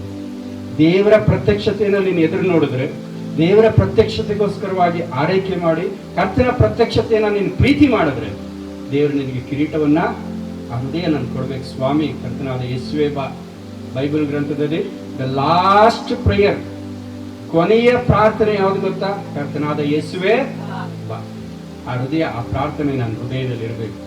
ಪರಲೋಕ ಪ್ರಾರ್ಥನೆ, ನಿನ್ನ ರಾಜ್ಯವು ಬರಲಿ, ನಿನ್ನ ರಾಜ್ಯ ಬರಲಿ. ಆರೈಸಬೇಕು, ಆತನ ರಾಜ್ಯ ಬರಲಿ ಎಂಬುದಾಗಿ ಆರೈಸಬೇಕು. ನಾವು ಕರ್ತನಾದ ಯೇಸುವೆ ಬಾ ಎಂಬುದಾಗಿ ಆತನ ಪ್ರತ್ಯಕ್ಷತೆಯನ್ನು ನಾವು ಪ್ರೀತಿಸಬೇಕು. ನಾವು ಅದಕ್ಕೋಸ್ಕರ ಹಂಬಲಿಸಬೇಕು. ನಾವು ಆಕಾಶವನ್ನು ಎದುರು ನೋಡ್ರಿ ಅಲ್ಲ, ಹೃದಯದಲ್ಲಿ ಇರಬೇಕು. ದೇವರು ಬರ್ತಾನೆ ಎಂಬುದಾಗಿ. ಕರ್ತನು ಬಂದ್ರೆ, ಇವತ್ತು ಬಂದ್ರೆ ನಾನು ಸಿದ್ಧವಾಗಿದ್ದೇನೆ. ಇವತ್ತು ಕರ್ತನು ಬಂದ್ರೆ ನನಗೂ ದೇವರಿಗೂ ಮಧ್ಯದಲ್ಲಿ ಏನಾದರೂ ಪಾಪಗಳಿದೆಯಾ? ಇವತ್ತು ಕರ್ತನನ್ನು ಕರೆಯುವುದಾದ್ರೆ ಯಾರನ್ನಾದ್ರೂ ಕ್ಷಮಿಸಲಾರದಂತ ಹೃದಯ ಇದೆಯಾ? ದ್ವೇಷ ಇದೆಯಾ? ಅಸೂಯೆ ಇದೆಯಾ? ನಾನು ಸತ್ಯವಾಗಿ ಒಂದು ಹೇಳ್ತೀನಿ, ನಿಮ್ಮ ಮುಂದೆ ಹೇಳ್ತೀನಿ, ಯಥಾರ್ಥವಾಗಿ ಹೇಳ್ತೀನಿ. ನಾನು ಸಾಮಾನ್ಯವಾಗಿ ಯಾರ ಹತ್ರನೂ ದ್ವೇಷ ಇಟ್ಕೊಳ್ಳಲ್ಲ. ನಾನು ದೇವ್ರ ಹತ್ರ ಯಾವಾಗಲೂ ಒಂದು ಪ್ರಾರ್ಥನೆ ಮಾಡ್ತೀನಿ. ಯಾವಾಗಲೂ, ಸ್ವಾಮಿ ನಾನು ಸತ್ತಾಗ let me not have an unforgiving spirit. ದೇವರೇ, ನಾನು ಈ ಲೋಕಯಾತ್ರೆ ಮುಗಿಸುವಾಗ ಅಥವಾ ನನ್ನನ್ನು ಕರೆಯುವಾಗ ಇತರರನ್ನ ಕ್ಷಮಿಸಲಾರದಂಥ ಹೃದಯ ನನ್ನಲ್ಲಿ. ಯಾಕಂತಂದ್ರೆ ಸ್ವಾಮಿ ನನ್ನ ಕ್ಷಮಿಸಿದ್ದಾನೆ. ನಾವು ಸಹ ಇತರನ್ನ ಕ್ಷಮಿಸಿ ಎಲ್ಲರೊಟ್ಟಿಗೆ ಐಕ್ಯವಾಗಿದ್ದು ಅನ್ಯೂನ್ಯತೆಯಿಂದಿದ್ದು ದೇವರಿಗೂ ನಮ್ಮ ಮಧ್ಯದಲ್ಲಿದ್ದು ದೇವರೊಟ್ಟಿಗೆ ಐಕ್ಯವಾಗಿದ್ದು ಆತನ ರಾಜ್ಯವನ್ನು ಎದುರು ನೋಡೋಣ, ಆತನ ಬರೋಣವನ್ನು ಎದುರು ನೋಡೋಣ. ದೇವರ ಚಿತ್ತವಾದರೆ ಮುಂಬರುವ ಕ್ಲಾಸ್ಗಳಲ್ಲಿ ಇದು ಹೆಚ್ಚಾಗಿ ಇದನ್ನು ಧ್ಯಾನ ಮಾಡೋಣ. ಪ್ರಾರ್ಥನೆ. ನಮ್ಮ ತಂದೆಯಾದ ದೇವರೇ, ನಿನ್ನ ಪರಿಶುದ್ಧ ನಾಮಕ್ಕೆ ದೇವ ಸ್ತೋತ್ರಪ್ಪ. ನಿನ್ನ ವಾಕ್ಯಗಳಿಗೋಸ್ಕರವಾಗಿ ದೇವರ ಸ್ತೋತ್ರ. ನೀನು ಬರುವಂಥ ದೇವರಾಗಿದ್ದು ಸ್ತೋತ್ರ. ನಿನ್ನ ಸಭೆಗಾಗಿ, ನಿನ್ನ ಮಕ್ಕಳಿಗಾಗಿ, ವಿಶ್ವಾಸಿಗಳಿಗಾಗಿ ದೇವರ ಸ್ತೋತ್ರ. ಹೌದು ಕರ್ತನೆ, ಶುಭಕರವಾದಂಥ ನಿರೀಕ್ಷೆ ನಮ್ಮ ಜೀವಿತದಲ್ಲಿ ನೀನು ಅನುಗ್ರಹಿಸಿಕೊಟ್ಟಿದ್ದಿ. ಆದಿಯಲ್ಲಿ ಬರೆದದ್ದೆಲ್ಲವೂ ನಮ್ಮನ್ನು ಉಪದೇಶಿಸುವುದಕ್ಕಾಗಿ ನಾವು ಓದಿ ಸ್ಥಿರಚಿತ್ತರಾಗಿ ಆವರಣೆ ಹೊಂದಿ ನಿರೀಕ್ಷೆಯುಳ್ಳವರಾಗಿ ಜೀವಿಸುವಂತೆ ಈ ಗ್ರಂಥಗಳು ಬರೆಯಲ್ಪಟ್ಟು ಎಂಬುದಾಗಿ. ಹೌದು ಸ್ವಾಮಿ, ನಾವು ಇದನ್ನು ಓದ್ತೇವೆ, ತಿಳ್ಕೊಂಡು ನಿರೀಕ್ಷೆಯಿಂದ ನಾವು ಜೀವಿಸುವಂತೆ ನಿನ್ನ ಆತ್ಮನ ಸಹಾಯ ನಮಗೆ ಅನುಗ್ರಹಿಸಿಕೊಡು. ದೈವ ಪ್ರೇರಿತವಾಗಿ ಬರೆಯಲ್ಪಟ್ಟ ಪ್ರತಿಯೊಂದು ಶಾಸ್ತ್ರ ಉಪದೇಶಕ್ಕೂ, ತಿದ್ದುಪಾಟಿಗೂ, ನೀತಿ ಶಿಕ್ಷೆಗೂ ಉಪಯುಕ್ತವಾಗಿದೆ ಎಂಬುದಾಗಿ. ಹೌದು ಸ್ವಾಮಿ, ನಮ್ಮನ್ನು ಬೋಧಿಸಿ, ನಮ್ಮನ್ನು ತಿದ್ದಿ, ನಮ್ಮನ್ನು ಸರಿಪಡಿಸಿ ನಿನ್ನ ಬರೋಣಕ್ಕೆ ನಮ್ಮನ್ನು ಸಿದ್ಧಗೊಳಿಸಿ ಎಂದು ಯೇಸುವಿನಲ್ಲಿ ಪ್ರಾರ್ಥಿಸುತ್ತೇವೆ ನಮ್ಮ ತಂದೆಯೇ. ಆಮೆನ್.